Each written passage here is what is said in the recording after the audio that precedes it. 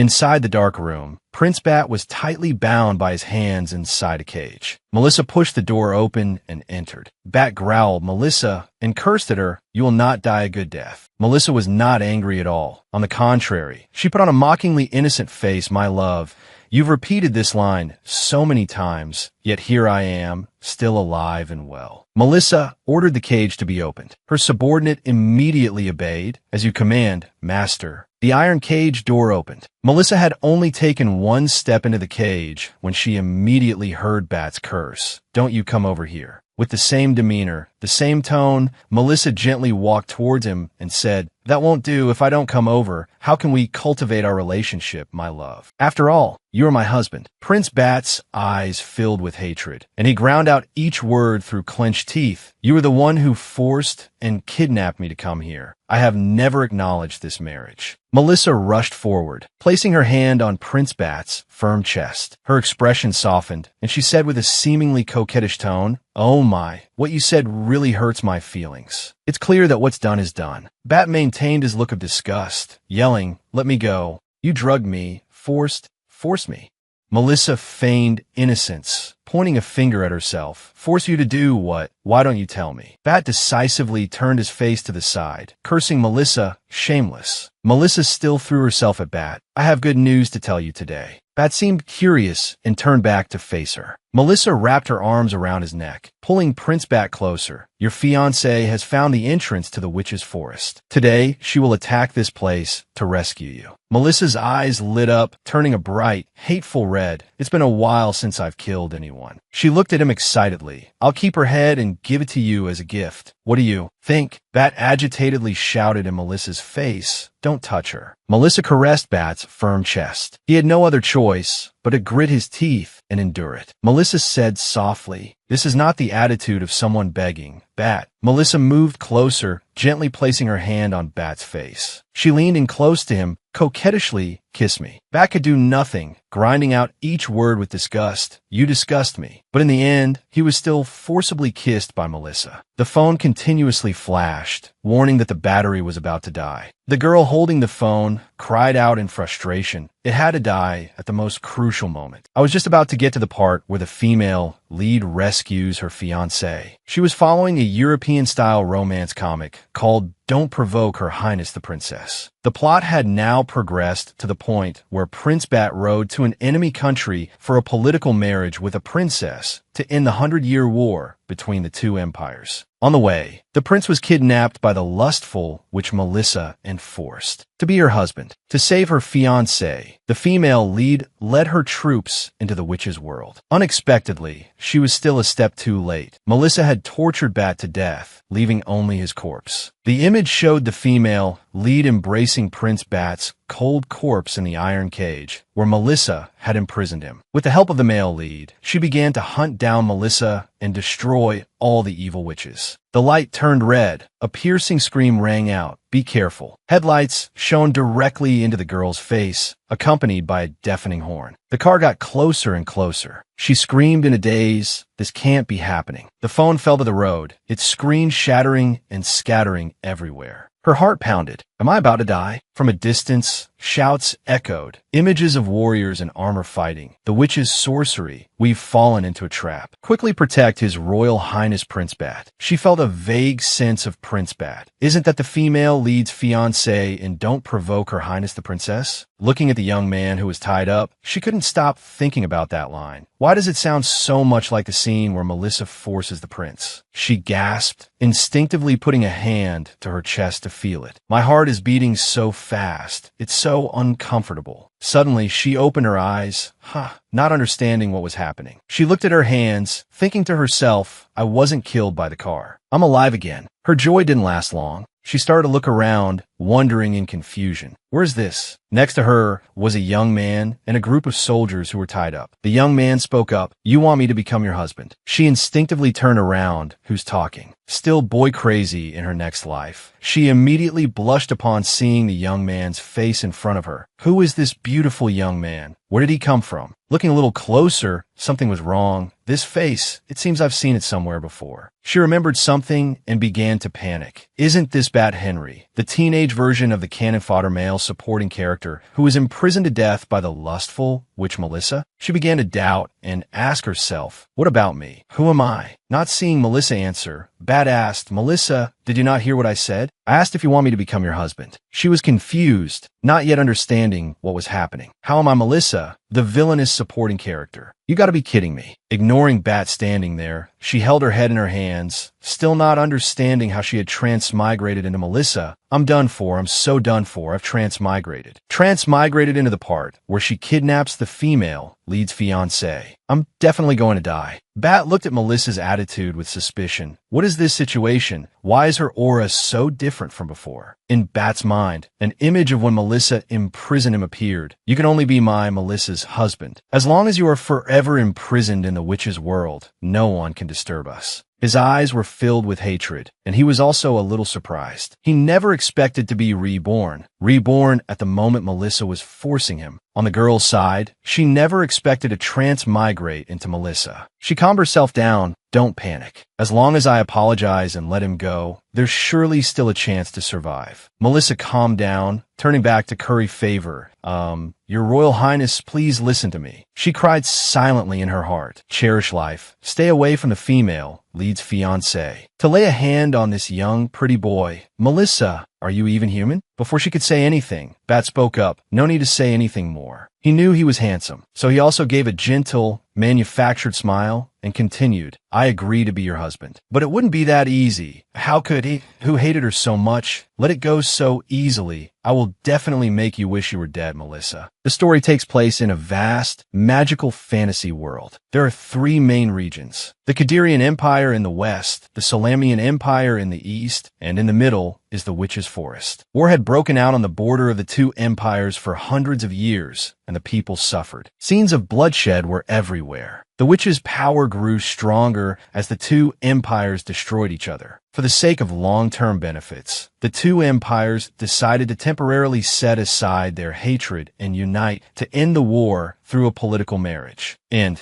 that was the romantic scene woven of a man and a woman holding hands in a shrine. The girl in Melissa's body snapped the book in her hand shut, thinking to herself, I can't believe the lustful which Melissa would snatch. A person midway. The image of Bat appeared in her mind, thinking about what Melissa had done. Kidnapping Bat, the royal prince of the Solamian Empire. She placed a hand on her forehead, shaking her head helplessly. That's right, I am now that lustful witch. She frantically raised her hands to her head, screaming, wanted by two empires, then hunted to the ends of the earth by the male and female leads. She was helpless. I don't want this. I won't let this happen. Back to reality. Prince Bat, still tied up, turned to Melissa and said, Can you undo the binding spell on the soldiers? I will go with you. Just don't hurt them. Melissa waved her hands in a friendly gesture, saying, Rest assured, I won't touch a single hair on their heads, and I will also release you. I hope that your highness will not hold a grudge against a lowly person. Please don't take what just happened seriously. As if remembering something, she suddenly burst into tears. The plot. Can I still survive? Bat frowned, not understanding. She wants to put on a show again. Could be she wants to play hard to get. He recalled the events of his past life. He had been captured by her, locked in an iron cage. The scene of him being tied up, Melissa kneeling on the floor, approaching his body to commit depraved acts. That's right, there was nothing she wouldn't do. At that time, he could only grit his teeth and endure, letting her do whatever she wanted. In his past life, in order to tame his body and mind, she used all sorts of despicable and shameless tricks. Bat stared at Melissa, who was standing with her chin in her hand. It's all just her fake facade. Meanwhile,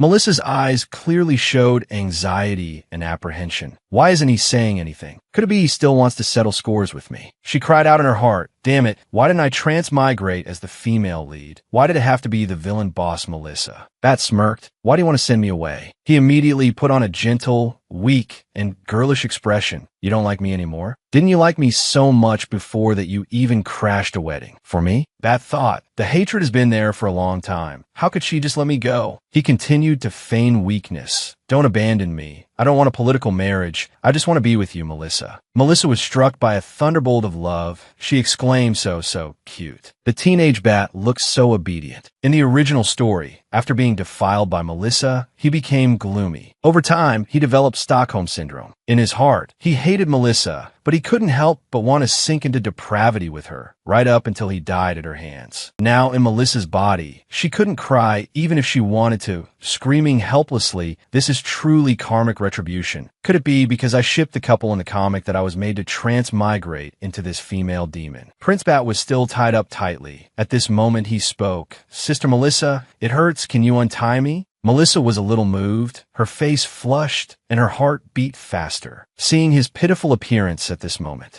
In her mind, she thought, "I'm having improper thoughts. I am guilty." But he called me sister. Who could resist that? As for Bat, he was still there with pleading, sparkling eyes, hoping she would release him. Melissa quickly came to her senses, approaching.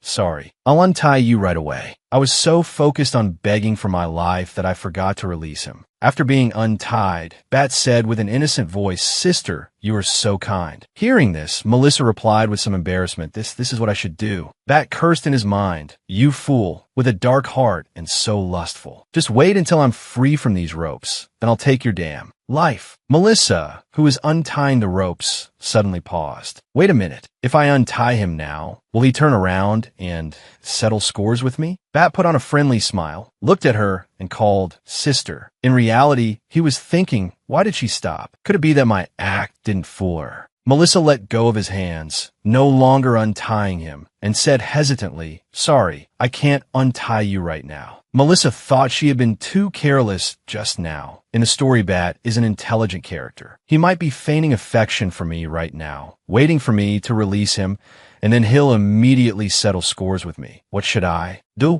Melissa looked smug. Luckily, I've read the story. I know Melissa has a backup plan to prevent Bat from killing her. Melissa gave a bright smile, looked at Bat, and said, "Your Highness, Bat, although I want to let you go, I'm a little worried that after I release you, a conflict will break out between us. What should we do then? To avoid that, I want to place a witch's curse on you first. I'm sure you have no objections, right?" He opened his eyes wide with worry. A witch's curse. Could it be? While he was still scared, Melissa approached, lifted his chin, and slowly placed a kiss on his lips. Bat's face turned red, and he unexpectedly broke into a sweat. This shameless woman. How dare you? Bat was extremely shocked by Melissa's action, this woman. The seal under their feet also gradually faded. At the same time, a strange mark appeared on Prince Bat's neck. He cursed helplessly. "She carved this damn mark on me again. This is the Heart Seal Curse, an evil sorcery of the Witch Clan. Once marked, one must share their life and injuries with the person who cast the curse. However, if the cursed person is injured, it will not cause any harm to the caster." Bat remembered his past life. In his past life, he was cursed because he bit and injured Melissa, and now, even after cooperating with her like this, he still got it. His hatred reached its peak. "You woman who deserves to die, in this life, I will definitely chop you into 100 pieces." Melissa slowly let go of Bat. She blushed, quickly covering her face with both hands. "Oh my God. My first kiss is gone just like that." Melissa was embarrassed, turned her face away, and left, leaving him in an extremely uncomfortable mood. The ropes on Prince Bat's body also disappeared. Melissa said, "You can go now." Bat looked at Melissa with disgust. "You want me to go? It's not that easy, is it?" Bat also knew that to break the Heart Seal Curse, one needed the true love of the caster. This foolish, lustful woman probably doesn't know what true love is. He thought for a moment, it doesn't matter. The worst outcome is dying together. Bat turned to blame Melissa. "That was my first kiss. You have to take responsibility for me." Melissa blushed in astonishment, stammering,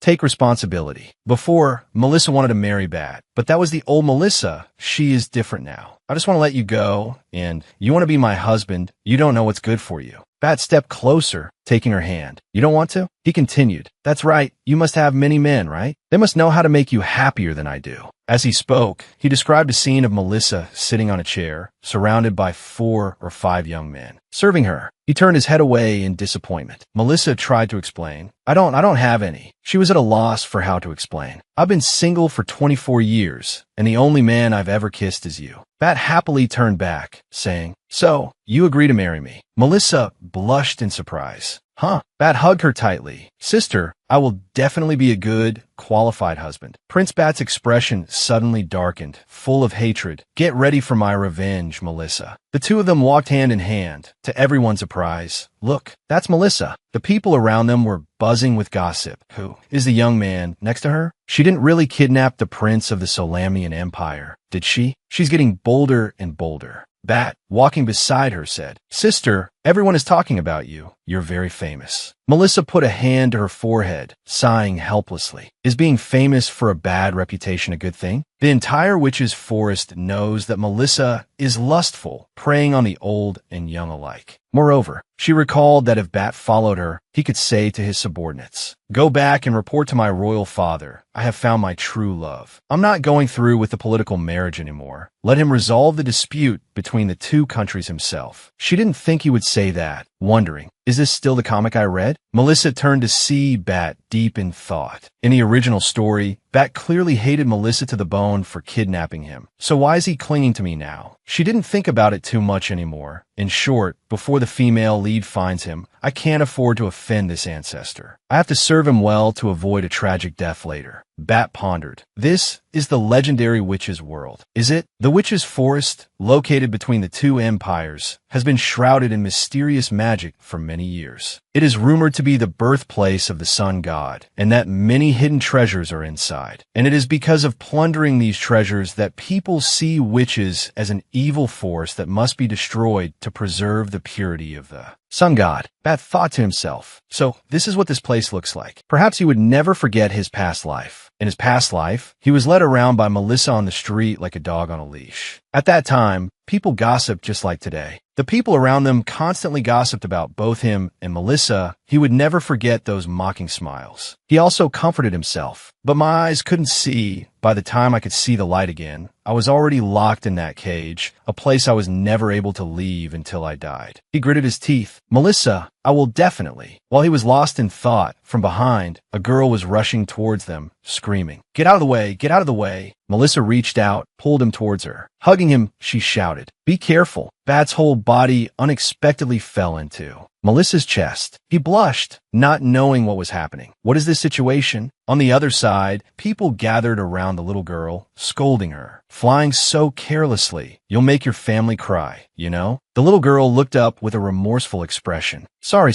I just got my flying license. Bat was surprised. Melissa just protected me. Meanwhile, Melissa was worried. Are you okay? She thought to herself, if he gets hurt, the female lead will skin me alive. Bat looked at the person in front of him and asked, Who are you? Hearing this, she was startled. He looked at the woman before him. That cruel, self-centered, and selfish woman. How could she protect me? He was suspicious. Who is the woman in front of me? Bat's stare made her embarrassed, and she pressed her other hand tightly against her chest. Holding hands, we held hands. This is the first time I've held a man's hand. Bat saw Melissa's familiar lustful expression and immediately denied it. This familiar expression. But Melissa was excited, completely not hearing the question just now. Prince Bat's mouth twitched into a smile as he thought, Am I just being overly sensitive because I was reborn? This person with such a shameless expression. Who else could it be but Melissa? Melissa regained her composure. Oh, what did you just ask me? Bat pretended like nothing happened. Nothing, I want to hold Sister Melissa's hand and go home. Then he bent down and kissed her hand, grinding out every word. To our home. She had been single her whole life, and this scene made her unable to bear it, causing a nosebleed. She thought, who can understand the joy of having a younger brother? Melissa led Bat to her castle on the outskirts of the witch's forest. Melissa said as she walked, During your stay in the witch's forest, I will protect your safety until you leave. She felt a little guilty. If you hear any bad rumors about me, please don't believe them. Then Melissa said as she pushed the door open, especially the rumors about being a nymphomaniac with chaotic relationships. She confidently pushed the door open. I am absolutely not that kind of person. Offering, please come in. Melissa was trying to build an image of a warm and hospitable hostess, kind, beautiful, and generous. Then the female lead of this story would come here and say, Thank you for taking care of my fiancé. And Bat at her side could also speak up. I can prove she is not a lustful powerful witch. And she could reply from a high and mighty position. This is what an upright person like me should do. She covered her face, delighted with her plan. Haha, from now on I have to change the direction of the story. After finishing her perfect plan, she smiled at Bat. Don't be shy. My house is very big. You're the first man I brought back here. Bat blushed upon hearing this. The tinkling bell of a man echoed. He obediently bowed, Master. Melissa looked inside, and the scene before her also stunned her. A line of men spoke in unison. Master, welcome home. And this was exactly a paradise of handsome men. Melissa stood there in shock, as if her soul had left her body. What the hell is this? Bat's face also darkened.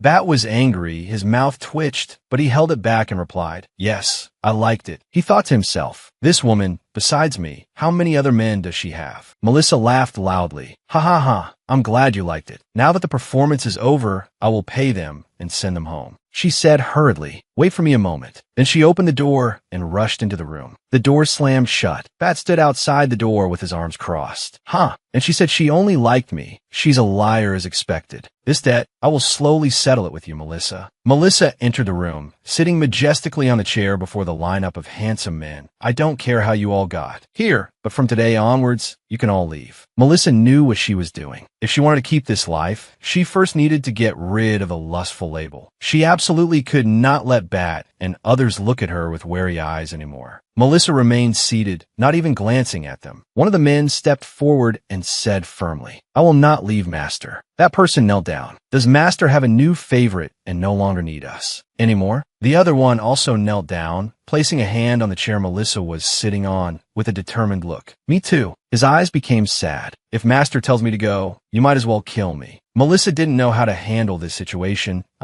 You guys. Then she remembered. These two characters were Melissa's male favorites. But in reality, they were full-time nannies, specializing in caring for someone as incapable of living independently as Melissa. The dark-skinned one is named Set, 18 years old. Melissa once saved his life from the slave market. Therefore, she is his life-saving benefactor. He sees Melissa as his everything, her #1 loyalist. The other, fair-skinned one is named Siren, 19 years old, who was exploited by a group of nobles. Melissa heard his beautiful singing voice and kidnapped him home. Although Melissa in the story is a standard villain. But in the eyes of these two, she has always been their salvation, their faith. Set hugged Melissa's leg, crying and begging. Boo-hoo, I don't want to leave, Master. A slave who loses their master has no way to live. Beside him, Siren also put on a pitiful and innocent expression, making it difficult for Melissa. Oh God, what should I do?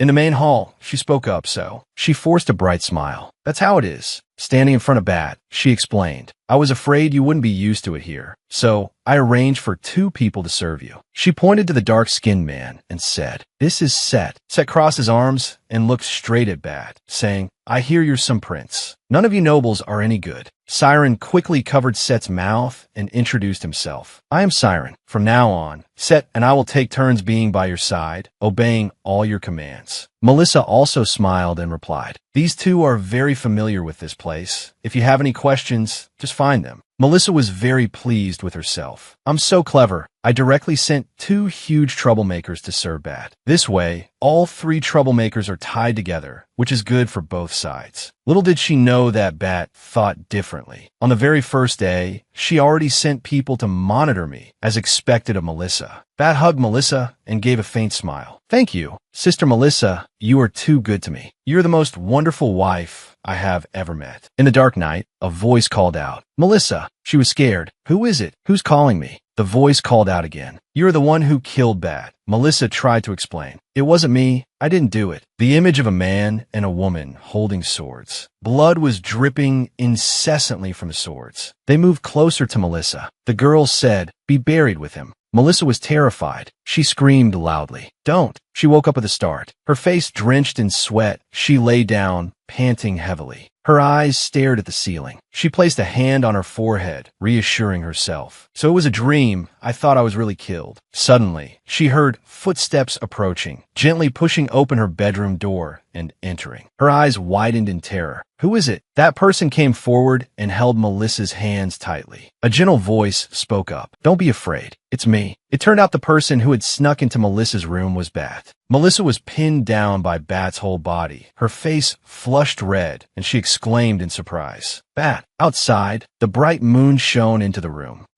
Melissa hurriedly used both hands to forcefully push Prince Bat away. Why are you here? She was also surprised to see him. Didn't I arrange a private room for him and have Set and Siren guard outside the room? How to get past those two and come to my room? Siren and Set had been hypnotized by Bat and were sleeping soundly in the hallway, constantly calling out, Master. Bat looked at Melissa with a deeply affectionate gaze. I don't want to sleep alone. I'm afraid of the dark. She gently placed her hand on Bat's face and said, Aren't Siren and Set with you? She thought, if he's afraid of the dark, he should find those two men. What's the use of finding me? Bat whined coquettishly. I don't want them. I only need you. Hearing these words, Melissa blushed. This is against the rules. How can he flirt so seriously? But how could a lustful god like me resist this? Bat pressed down on Melissa, pounding his fists on the bed and continuing to whine. Sister, I'm begging you. I want to sleep with you, Melissa. Melissa immediately refused. No, you can't, Melissa said while trying to push Bat away. Listen to me, Bat. Melissa kept pushing Bat to sit up. She said, me not sleeping with you is for your own good. She worried. What if my beastly nature awakens and I eat you up? Don't you touch Saloa's bottom line. She continued to reassure him. Bat, men and women are different. You should go back to your room now. Be good, okay? Bat sadly placed his hand on Melissa's. But we are husband and wife. Isn't sleeping together a very normal thing? Melissa frowned, pouted, of course not. I'm not the one pursuing you, yet you want to be my husband. You're the one clinging to me for dear life and refusing to let go, aren't you? She felt something was not right. Strange. The plot of the story was clearly not like this. Could it be that my transmigration created a butterfly effect? In the original work, Bat's death is what makes the female lead determined to take revenge. On her path of revenge, the female lead is helped and encouraged by the male lead, and they fall in love. Now that Bat isn't dead, how will the female lead's revenge plot unfold? What about the romance between the female and male leads? Seeing Melissa silent, Bat thought to himself, in my past life, Melissa never allowed any man into her bedroom, including me. Bat's eyes were full of suspicion. What secret does she have after all? In the past life, was my kidnapping ordered by someone else? I must investigate this clearly. For now, to stay by her side, I can only exploit her weakness for handsome men. Bat continued to act cute. Come on, let me stay. I could do anything for you. Bat lunged forward and pushed Melissa onto the bed. He knew her personality all too well. She had never refused a man who came to her door. Melissa was helpless. What should I do? Wait. She gently patted his head comfortingly. All right, but I have one condition. Bat asked, what is it? Bat happily raised his head to face her. Whatever the request is, I will agree. Bat thought, has Melissa finally shown her true colors? Although I was mentally prepared to sacrifice my body, I didn't expect it to be so soon. The sound of the wind blowing in from outside made the curtain flutter. At this moment, Melissa spoke up. My request is, she sprang up and pinned Bat to the bed. Melissa looked at Bat seductively and said, in 1 month, come with me to the entrance exam for the Byline Military Academy. Bat was surprised, then felt something was not right and asked himself, that's it, no need to take off clothes. Melissa took the initiative, using her hand to lift Bat's chin and said, do you agree with me? Bat's whole body stiffened. He stammered in reply, okay. Melissa casually pulled the blanket over Bat. She thought to herself, as expected, a Bat who hasn't been tainted by Melissa is a good and very obedient teenager. After speaking, she lay down, her back to Bat. Bat was still dazed, not understanding what was happening. She closed her eyes and said softly, all right, let's sleep. Bat couldn't sleep. He looked up at the ceiling thoughtfully. This isn't a dream, is it? Melissa didn't do anything at all. It's not that she's so overindulged in lust that she can't perform, is it? Bat imagined a sleep-deprived Melissa, her face listless with dark circles, surrounded by many handsome men. Bat turned to look at Melissa's fair white back and thought, why does she suddenly want to go to the Byline Military Academy? Bat remembered his past. In my past life, I was imprisoned, so I didn't know any news. I was in a cage and didn't know what was happening in the outside world. In my past life, I heard the name Byline Military Academy from Melissa's mouth. Bat remembered that time Melissa hugged him from behind, her eyes flirtatious, saying, "Your fiancé has fallen in love with a student at the Bailai Academy. See, only I am the one who loves you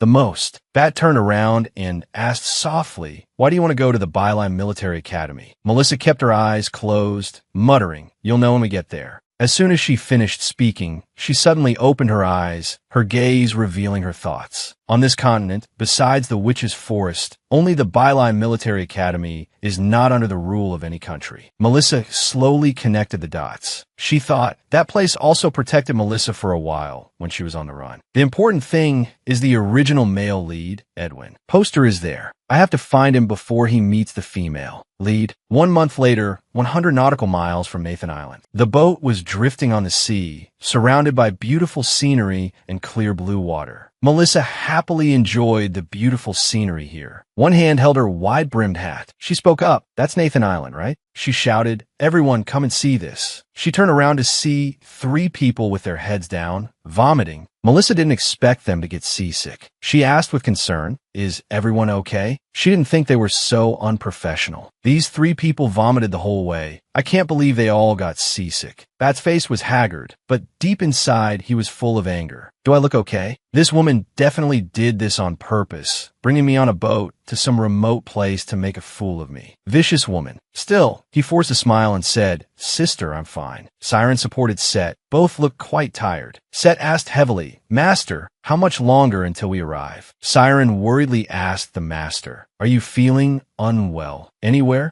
Melissa replied with a bright smile, "No, the sea breeze is very cool. I like it a lot." Set thought, as expected of the master, the waves are making the boat rock, but the master is completely unaffected. Set turned to look at Bat judgmentally, not like that useless guy. So weak. I don't understand what the master likes about him. The people on the boat were chattering noisily. Why isn't the boat moving anymore? Everyone was looking around. A voice rang out that caught her attention. "We're still very far from the Bailai Military Academy." Melissa wondered, has something happened? Seeing the situation, the captain appeared like a god. He immediately reassured them. "Dear guests, I'm very sorry. The area ahead is under the jurisdiction of the Bailai Military Academy. The boat cannot proceed any further." Someone asked indignantly, "Why is that? We have to take the entrance exam for the school tomorrow. We can't be delayed." Another person spoke up, "That's right, that's right. This place is so far from the island. You can't expect us to swim there, right?" The captain calmly explained, "I'm sorry, but all candidates for the Bailai Military Academy's entrance exam must get there on their own abilities." Birds flew back and forth in the sky. Suddenly, a splash was heard. It turned out someone had jumped into the sea. He said aggressively, "If you can't even do this, how can you pass the Academy's test? We're going ahead." Melissa stood by the ship's rail, watching people swim by one. Bat, beside her, gently tugged on Melissa's sleeve and said, "Sister Melissa, I don't know how to swim." In fact, he was gloating,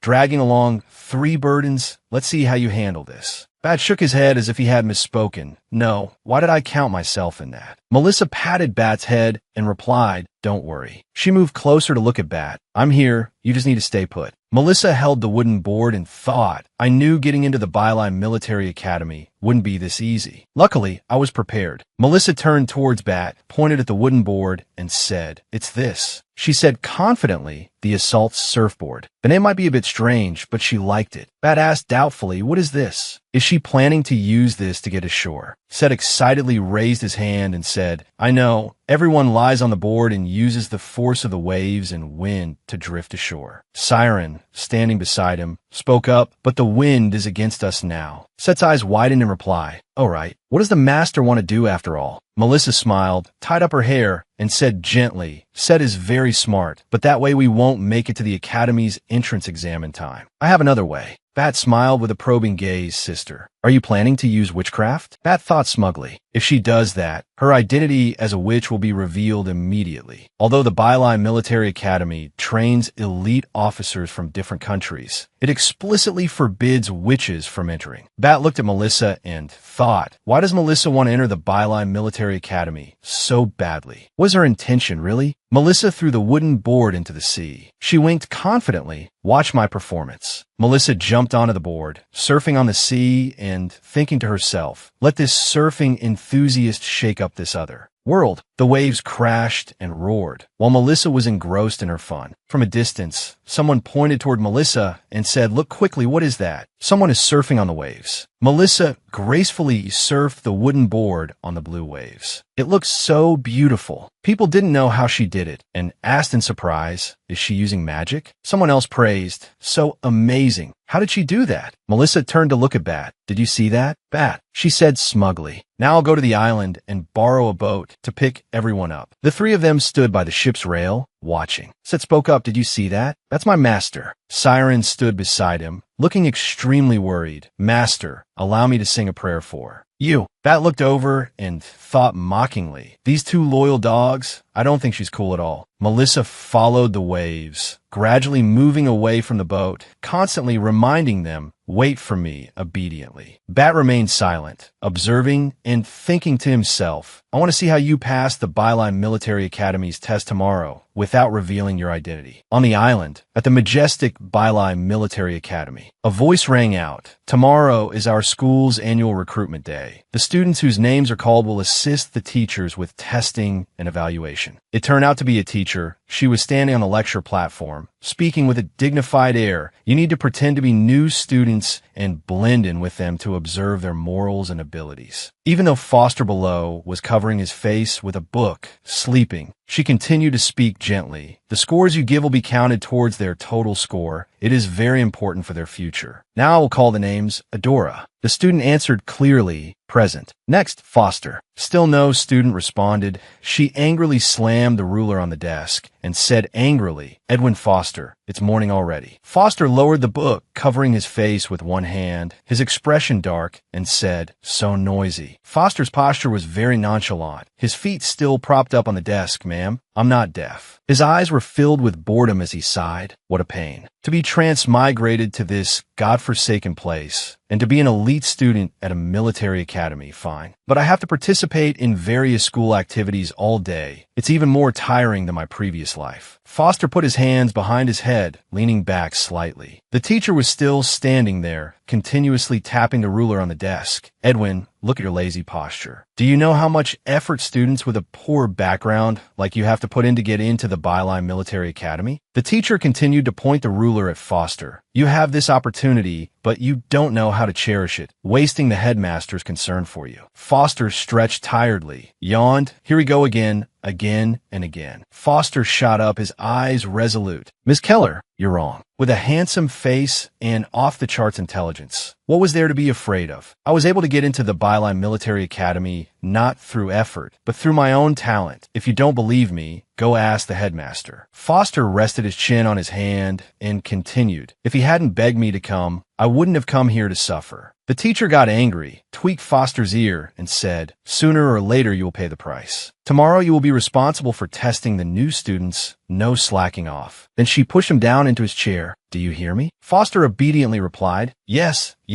I hear you." Foster's eyes showed a longing. "I wonder if there will be any beauties among the new recruits this time. I hope it's not a bunch of snot-nosed brats." Foster looked out the window thoughtfully. After thinking for a moment, he decided, "Well, I'll go to the port later to observe the situation." Outside Nathan Port, dozens of boats were docked. There were also many people walking back and forth. Melissa finally made it to shore. After borrowing a boat to bring the other three to shore, she met a guy. She asked in surprise, "Hey, the uncle who lent me the boat is your uncle?" Foster replied calmly, "That's right. Just tie the boat to the shore." That person was Foster. He had disguised himself and come to the port to observe the situation. He was curious. "You're here for the entrance exam tomorrow, right?" Melissa smiled brightly and replied, "That's right. I'm here for the entrance exam." Behind them, Set was exhausted, vomiting nonstop. Seeing this, Siren ran over to ask with concern, "Feeling any better, Set?" She pointed to the three of them and said, "These three are my younger brothers. They came here with me." Hearing this, Bat thought angrily, "Well done, Melissa. You're already seducing a handsome man the moment you get on the island." "I swear." Bat watched from a distance, letting Melissa and Foster stand there laughing and joking. She probably used her beauty to borrow that boat, right? Bat was sulking, clenching his fists. "Enjoy your pleasure for now, Melissa. The day I figure everything out will be the day you."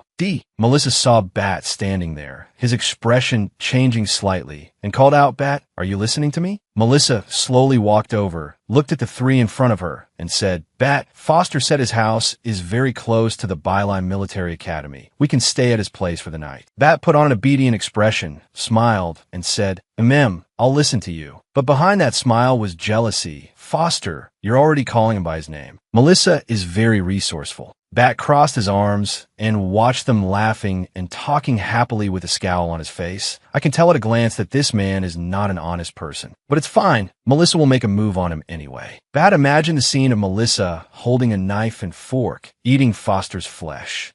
Just you wait. Tonight he'll be eaten without a single bone left. The night sky was quiet, the scenery incredibly romantic. The stars in the sky twinkled brightly. Inside the house, everyone was gathered around a table. Suddenly, Foster placed a bag of wine cups on the table. Foster said slowly, This is wine I brewed myself. I don't know if it suits your taste. Melissa stared intently at the wine cup in front of her, her expression changing slightly. What do? I can't drink alcohol. I'll go crazy. Set and Siren, sitting opposite, were already drunk and oblivious. Set's face was flushed as he said, My sister, the master, loves to drink the most. Siren also agreed. Yeah. Melissa looked at them and thought, What's wrong with you two? Melissa forced a smile, turned to Foster, and said hesitantly, I still have the exam tomorrow. I won't drink. She kept reminding herself, although I've only been dead drunk once, I won't let the incident of drunkenly harassing someone happen again. Bat sat next to her, his eyes glinting dangerously. That's right. If Melissa gets drunk, maybe she'll drop her disguise and reveal her true face. Then I can get information from her. Bat said gently, Sister, I've never had a drink with you. Can you have one drink with me? Bat stared intently, raising his wine cup with both hands. Is that okay? But in his heart, he thought, it would be strange if she said no. In the past life, she often used alcohol to force me to do this and that because she wanted to be with me. Then he remembered the scene of Melissa sitting on him with a seductive smile, pouring wine on his body bit by bit. He was determined. This time, I'll give her a taste of her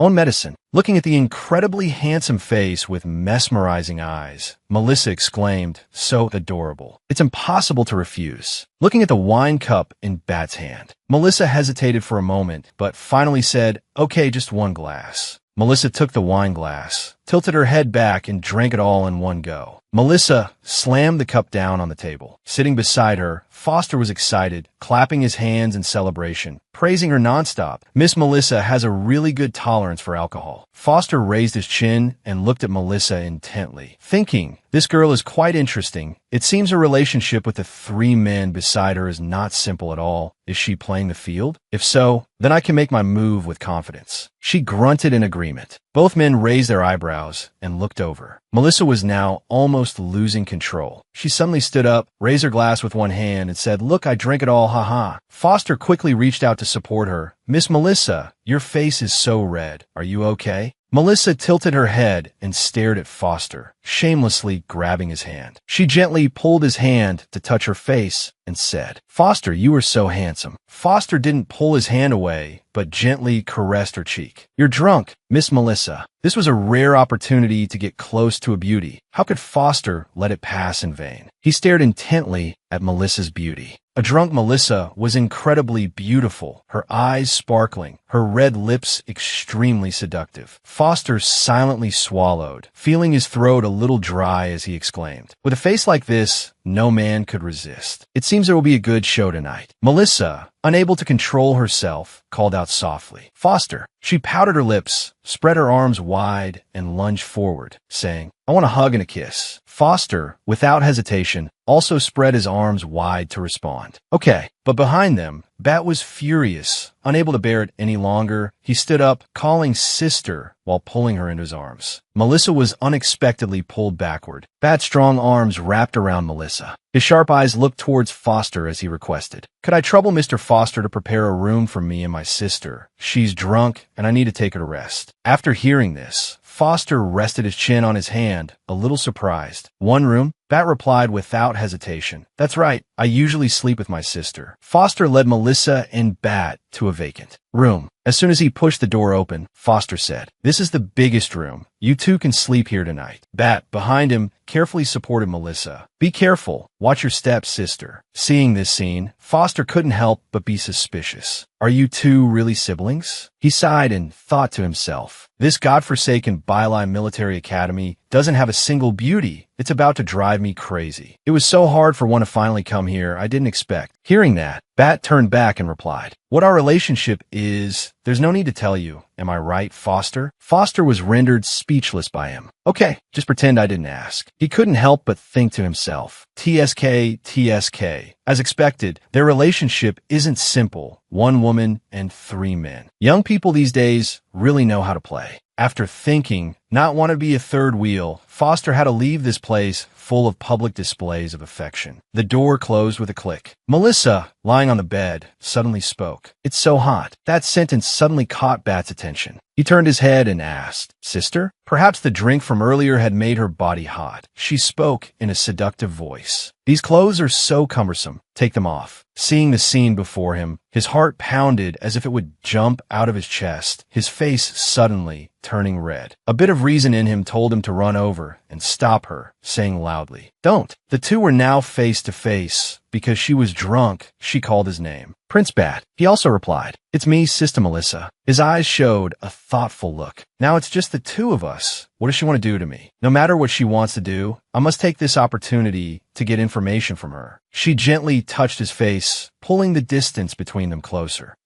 I gotta touch the real person. I always thought you were very handsome." Although she was drunk, she didn't say everything, still keeping her own thoughts to herself. It's just that in the original story, you were a male supporting character who made an early exit. What a pity. He also placed his hand on hers, smiled, and said, "Was it because you liked my appearance that you snatched the marriage, Sister Melissa?" He said that, but he also had his own thoughts. In the past life, Melissa got tired of other men very early on. She was only infatuated with me. I didn't understand why before. It seemed she was really satisfied with my appearance. She answered nonchalantly, "That's not it. It wasn't me who wanted to snatch the marriage. It was the Melissa in the original story." That sentence startled him. The shock made him turn back, grab her shoulders tightly, and ask, "What? Then who ordered you?" He thought, as expected, just as I guessed, there's something shady behind the marriage snatching. Although Melissa is lustful, she's not stupid enough to offend 2 great empires at the same time, unless there was a greater benefit behind it driving her. She stretched, not bothering to answer his question.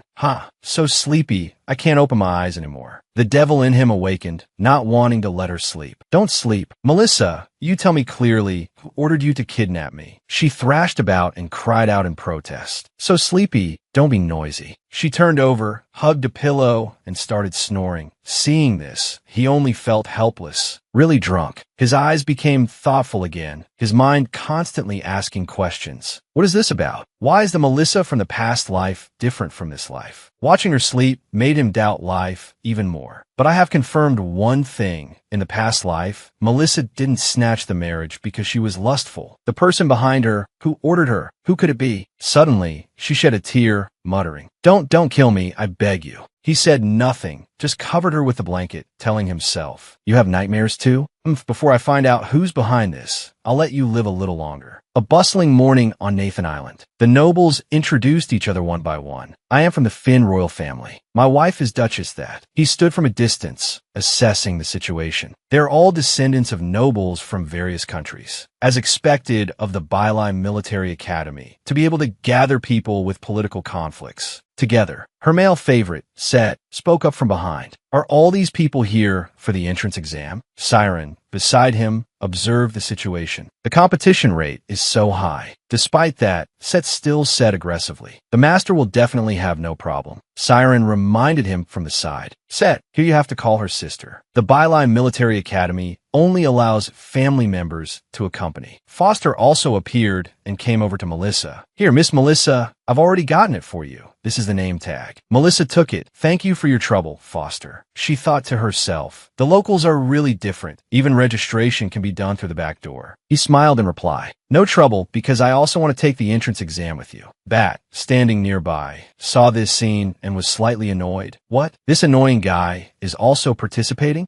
Everyone moved to the dark forest, the location of the exam. Foster led the way and introduced. This is the dark forest. Passing through this forest will get you to Bailai. A noble following behind said. The Bailai Military Academy uses the dark forest to test candidates. Only those who can get through the forest can pass the preliminary selection. That sentence caught Melissa's attention. She was apprehensive. This sounds troublesome. Bat immediately went to her side to reassure her. Don't worry. There are many of us. We can definitely overcome the difficulties. Inside, he calculated. Melissa wants to enter this academy. Could the person behind her be someone from the academy? I have to let her enter the academy smoothly, so I can get closer to the truth. All the calculations in his head were planned out. Seeing this, Foster came forward to take her hand, using his handsome looks to reassure her. Miss Melissa, don't worry, I will protect you. Foster was also not to be outdone. To win over a beautiful woman, one must show the charm of a boyfriend. This scene made Bat boil with anger. After entering the forest, I must find a way to kick this rotten worm away. She could only force a smile, thinking simply. Foster is so enthusiastic. But inside, she had other thoughts. She remembered the plot. After the female lead Lena in the story learned that her fiancé, Bat, was attacked, she immediately led reinforcements. During the trip, her team encountered a big storm, drifted to Nedhan Island, and was saved by the male lead. The two fell in love at first sight. She looked at Bat and thought to herself, there's still some time before that plot point. I just need to cling to the male lead's thigh first, then let Bat go save the male lead, preventing the two from falling in love, and I can change the plot and survive. Seeing her staring at him intently, he suddenly felt a little scared. Why is Melissa staring at me like prey? What trick is she planning now? In the distance, a man was loudly attracting everyone's attention. Don't be ungrateful. That aristocratic man was tightly holding a girl's hand. It's an honor for you that this young master agrees to be on the same team as you. As long as you obediently become my woman, I guarantee you'll pass this enrollment. Foster saw this and felt annoyed. Again, every year during enrollment, there will be some pests. He then turned to Melissa. Let's go, Miss Melissa. He didn't care too much. The school will intervene anyway. I don't need to get involved. Flirting with the important girl is more important. On the side of the aristocratic man, it was still ongoing. He moved closer to the girl, lifted her chin, and said, not talking? Then I'll take that as a yes. The girl only then resisted. Let go if you don't want to die. It was none other than Lena Nia, 18 years old, and also the female lead, princess of the Salamia Empire. Melissa turned to ask Foster, are they arguing? Foster explained, at this time of year, nobles from all over the world will gather, so it's very normal for disputes to occur. Bat finally decided to speak up. Perhaps he was more like a scarecrow. I see that lady is being pestered. A gentleman like Foster surely won't stand by and watch, right? He was silently waiting for an opportunity. This is great. I can use this as an excuse to send him away. That way he can't stick to Melissa anymore. His mind was thinking, but his heart was in turmoil.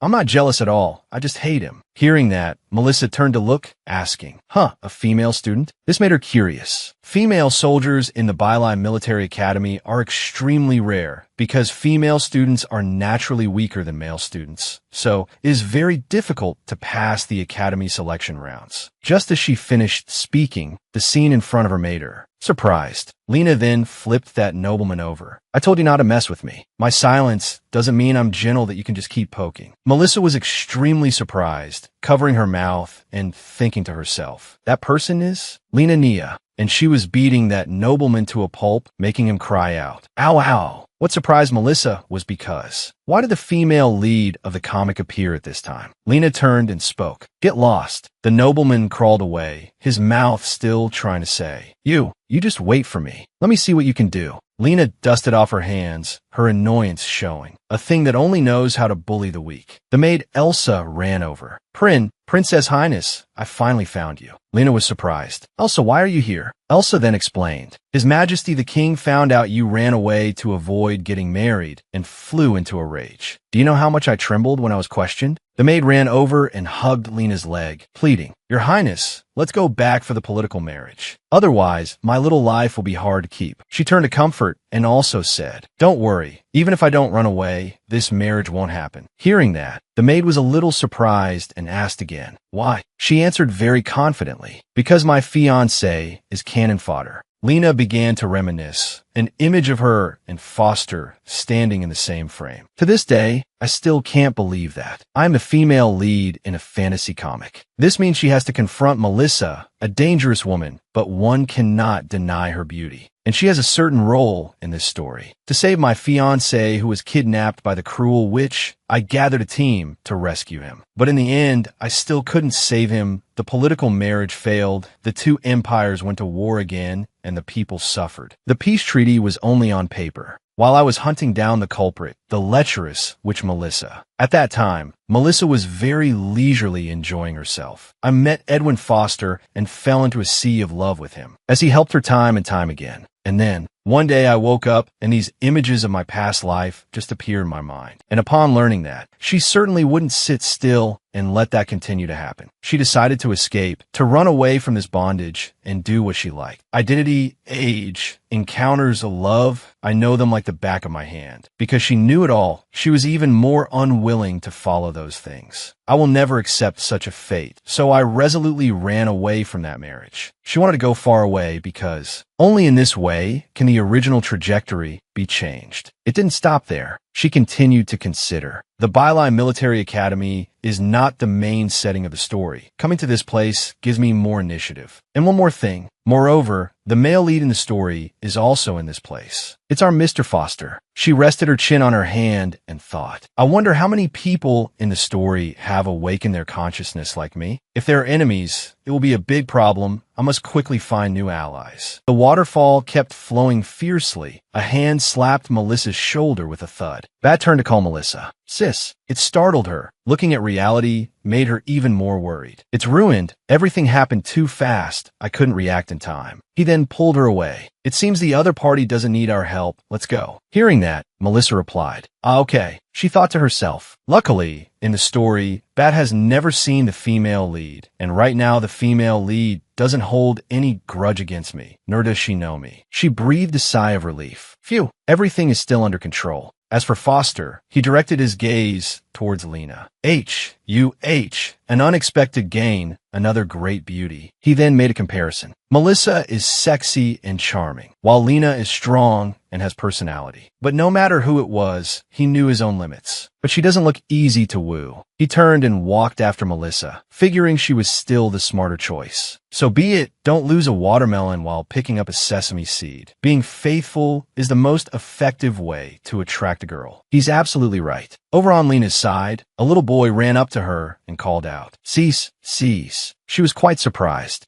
Both she and the maid beside her had a big question mark. She wondered, where did this little kid come from? A very cute boy came to ask, are you also here to participate in the Academy's enrollment? She patted the child's head and replied, that's right. Is there something you need? The little boy also replied, Sis, I heard the dark forest is very dangerous. Can I team up with you? The little boy reenacted her movements from before. Just now I saw you like this, like that. You knocked that guy down. So amazing. Hearing that, she was a little surprised and asked back, you're also here to participate in the enrollment? She wondered in her head. So young, not even 10 years old, right? How could his parents be at ease letting him come here? The little boy then replied with a pout. I didn't want to come either, but my dad insisted. That action, she unconsciously found too adorable. So cute. She patted his head. Don't worry, you follow me. I'll protect you. What more is there to say? Hearing that the little boy was very happy and said back, you can just call me Peppa. A sinister look was revealed. This child is not normal. He thought to himself, Foster, let's see if the woman you chose is as formidable as the woman I chose. This time I won't lose to you. She jumped up high. Her fighting posture was extremely decisive and beautiful, beating the monster until it went to meet its ancestors. For good. The other monsters, if not scared, were intimidated. They became wary of her. Peppa cheered from the side. Sis, you're so amazing. The maid on the side also had a look of great admiration. Her Highness the Princess is completely letting herself go. Her Highness the Princess, considered the #1 lady of the Salamnia Empire. Her gestures always exuded a noble, luxurious air. She is the object that girls always strive to emulate, and also the ideal model for girls and boys. It didn't stop there, but that was all fake. The princess's force value could be compared to the captain of the Royal Knights. Even so, she was just a political puppet. His Majesty the King wanted a political marriage between the two countries, deliberately hiding the princess's true self from the outside world. The nobles on the side were full of praise. What is this young lady's background that she can defeat a whole pack of wolves by herself? Luckily we have her, otherwise we would have been in big trouble. Peppa felt satisfied and thought to himself, an unexpected gain. This girl's strength is at least in the top 3 among the new students. Someone like this will definitely be noticed by the academy. Melissa from afar had also observed everything, extremely surprised. So strong. This is the female lead in the story, full of buffs. She, with tears in her eyes, silently begged, "Sob, I don't want to become her enemy. I have to befriend her." Bat saw Melissa's eyes constantly admiring the white-haired girl, feeling like he had another love rival. This woman, don't tell me she won't even spare girls. Of course, he wouldn't let that happen. He walked in front of her, waving his hand. "Sis, we're so lucky. We passed through the dark forest without having to do anything." She scratched her head and laughed. Ha, that's right. She was also secretly happy in her heart. With the female lead here acting as a magnet for hatred value, it's not the turn for a supporting character like us to shine. Bat's face suddenly turned cold again, deep in thought, before she successfully passes this enrollment. I can't let Melissa attract any bees and butterflies. In the sky was a monitoring crow from the Byline Military Academy. All of Lena's actions were recorded. On the teacher's side, they were also praising. Not bad, not bad. The new students this time are quite good. The red-haired man, Andre Laku, a teacher at the Combat Academy, spoke up. Especially that girl. Although her fighting style is individual, it's very strong. I'm sure I can turn her into a key force for our academy. The white-haired man, Hugh Sam, a teacher at the Alchemy Academy, immediately retorted. It's too early for Teacher Laku to say that. What if she doesn't like your Combat Academy? Teacher Laku slammed the table and stood up. Hugh Sam, don't blame me for warning you.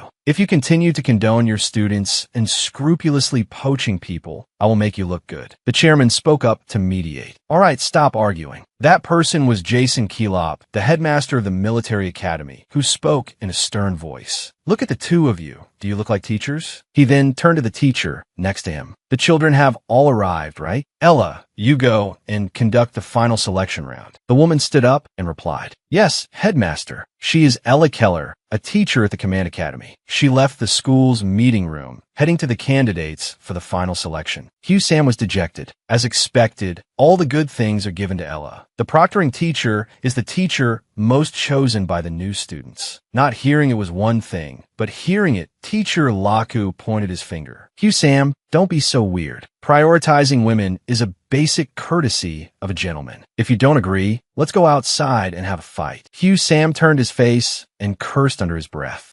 Damn bootlicker, meaning those who flatter and please others without dignity, or a bottom line. Back to the candidates. Melissa walked towards the academy full of excitement. Wow, this is the Byline Military Academy. She felt a little surprised and wondered. It was that easy to get in? But whatever, she smiled, looking very cute. Hee, it's all thanks to the female lead. Foster approached. Miss Melissa. It startled her a bit, while Bat behind him became wary upon seeing him. What does he want? He bowed. Although the time with you was short, I was very happy. Perhaps we have to say a temporary goodbye here. Hearing that, Bat couldn't help but rejoice in his heart. He wants to leave. That's great. Melissa then asked, Foster, did something happen? She felt a little worried for him. We've reached the final selection. Why leave right now? Bat's face became gleeful. Sis, Foster probably has his difficulties. Don't ask anymore. We should respect his choice. His mouth said that, but his heart thought otherwise. Finally got rid of this guy. I keep feeling that his identity is not as simple as it seems on the surface. You're right about that. Foster then sighed in frustration. I don't want to go either, but that headmaster will definitely come to the final selection part. I don't want to give a 3-hour speech in front of new students every year. Isn't it better to spend that time admiring beautiful women? A voice rang out. Edwin Foster, is this the new student you chose? Turning around, it was none other than Peppa, with Lena and her maid behind him. Peppa then taunted, as expected of your style. Only choosing beautiful people, completely disregarding strength. Melissa was surprised to see Lena. The female lead, I didn't expect to meet in this situation. I'm not ready yet. Lena also looked back at Melissa and wondered, Melissa, the villainous witch, why is she here? She avoided Lena's gaze, telling herself, it's okay, I'm not the Melissa from before anyway. I've also changed the plot of kidnapping the female lead's fiancé. The female lead definitely doesn't recognize me now. She sighed. Let alone me. She hasn't even met her own fiancé yet. Lena turned to Bat. He is. She had also recognized him. A little surprised. Bat Can, my marriage partner. The cannon fodder character who was kidnapped by Melissa Wright after our marriage and imprisoned until death. Bat saw that something was wrong with Melissa and asked, "You're sweating a lot. Are you okay?" Melissa replied, "I'm fine. It's just a little hot." He kindly wiped the sweat for her. "Let me wipe it for you." Melissa was a bit awkward. "No need. That would be too much trouble." He still happily wiped for her. "I'm not tired, as long as you're comfortable." These actions were all seen by Lena. She was surprised. What is this? Until his death, Batkin hated Melissa with a passion. But why is their relationship so good now? She was still suspicious. Did he just call her sis? Maybe I mistook him for someone else. They look alike, but are not the same person. She reassured herself. It's okay. I have time to investigate this matter clearly. If it's really the lecherous, which Melissa, then I will definitely eliminate this pest for the people. Arriving at the academy gate, the candidates gradually entered the final preliminary round. Foster looked down at Peppa and said, "Peppa Lem, I don't have time to play with you right now." In his head, he was now thinking of a way. The final selection test is in less than 10 minutes. I have to leave quickly. Peppa, unwilling to lose, spoke up. You're afraid of losing, aren't you? The number of new students choosing our Alchemy Academy will definitely beat your Command Academy. Just you wait. Teacher Hugh Sam will definitely get the proctor qualification this year. Foster speculated. It's not discrimination, but enrollment is related to the school's image. With the headmaster's personality, he wouldn't let him proctor alone. Foster didn't bother to argue, patting Peppa's head. All right, I'll wait and see. Knowing his small stature couldn't do anything, Peppa just turned his head and huffed. It seems Melissa also heard the conversation and went over to ask, "Foster, you're a student of the Command Academy." She was suspicious. It seems even his name is fake. What is his purpose in approaching us? Foster knew he couldn't hide it anymore and admitted, "I'm sorry, Miss Melissa. To find outstanding talent for the school, I had to do this, hiding my true identity to approach you." That was right from the beginning. I said this guy was suspicious. A child of the sea without a single fishy smell on him, and no fishing gear in his house either. Our guy is top-notch. Now Foster will reveal his true identity. Let me introduce myself again. My real name is Edwin Foster, a third-year student at the Command Academy. Hearing this, Melissa was surprised. What? Isn't this the name of the male lead in the story? How can it be such a coincidence? Just remembering now, she asked. Your eye. She still clearly remembered the plot in the story. I remember the male lead in the story isn't. Blind. I'm sorry. Foster apologized as he took off the eye patch. The aura of the male lead in the novel radiated out. I'm not blind. Wearing an eye patch was just for disguise. He sincerely admitted his fault. I sincerely apologize to you, Miss Melissa. I hope you can forgive me. Please don't be angry with me. Lena at the side was no less surprised. I can't believe it's him, my lover. Bat looked at Melissa smugly. Melissa hates it most when someone lies to her. She will definitely not forgive him. Beyond Bat's expectations, Melissa happily replied, "Oh my. Why would I be angry about this?" This made Bat fall over. What? Melissa gently replied. Senior Edwin has helped us a lot. I can't thank you enough. Actually, Melissa had another idea. Anyway, the purpose of coming here is to cling to the male lead's thigh. I must seize this opportunity. Bat on the side couldn't stand it and spoke up. Sis, don't you hate it when people lie the most? Being asked like that, she quickly tried to save the situation. Do I? I feel that if it's a well-intentioned lie, it doesn't count as lying, right? If you're handsome, you're forgiven, he turned to say to Foster, don't be smug. She's just temporarily mesmerized by you. Lena on the side scratched her head. The relationships are too chaotic. And she also felt chaotic. The person suspected of being the lecherous, which Melissa is simultaneously entangled with her fiancé and her lover. A group of people began to walk out, and everyone gradually started to buzz. Look, someone's coming. It's Miss Ella Keller. Miss Ella seriously introduced herself. I'm very happy that so many people have entered the final assessment round of the Byline Military School this year. I am your examiner, Ella Keller. What happens when a fan meets their idol? Melissa moved closer to him and whispered, Ella Keller is the most important female military officer of the Byline Military School, a role model for contemporary women. We must find a way to enter her command academy. She also remembered the principle. In the story, Ella Keller is the mentor of the male and female leads, only by becoming her student. Can I simultaneously cling to the big thighs of the male and female leads? Not knowing if he heard anything, he saw that Melissa was very close to him and silently thought, too close. but then he stopped to calm down. Damn it, why did I think of the damn things Melissa did to me? I absolutely cannot forgive her. Why does she want to enter the command academy so much? Could the person who sent her be there? Perhaps our guy is starting to think a bit too far. She saw that his head had been in the clouds and asked, Bat, are you listening to me? Your face is so red. Are you sick? She placed both hands on his cheeks, making his face even redder. Their faces were very close. Melissa just said, strange, not hot. As for Bat, he was speechless. Regaining his composure, he pushed her away. I'm fine. It's just stuffy with so many people. She OE'd, a classic case of being in denial. Beppa felt dissatisfied. So the examiner isn't teacher Hugh Sam, damn it. Lena stood with her arms crossed, thinking, I remember this plot point. The final assessment of the Byline Military School is for everyone to snatch each other's nameplates. Only the 50 people who still have theirs at the end can enroll. Miss Ella announced from above. Now I will announce the content of the assessment. Everyone received a nameplate when they registered. Next, everyone must snatch the nameplates from others' hands within half an hour, causing them to be eliminated.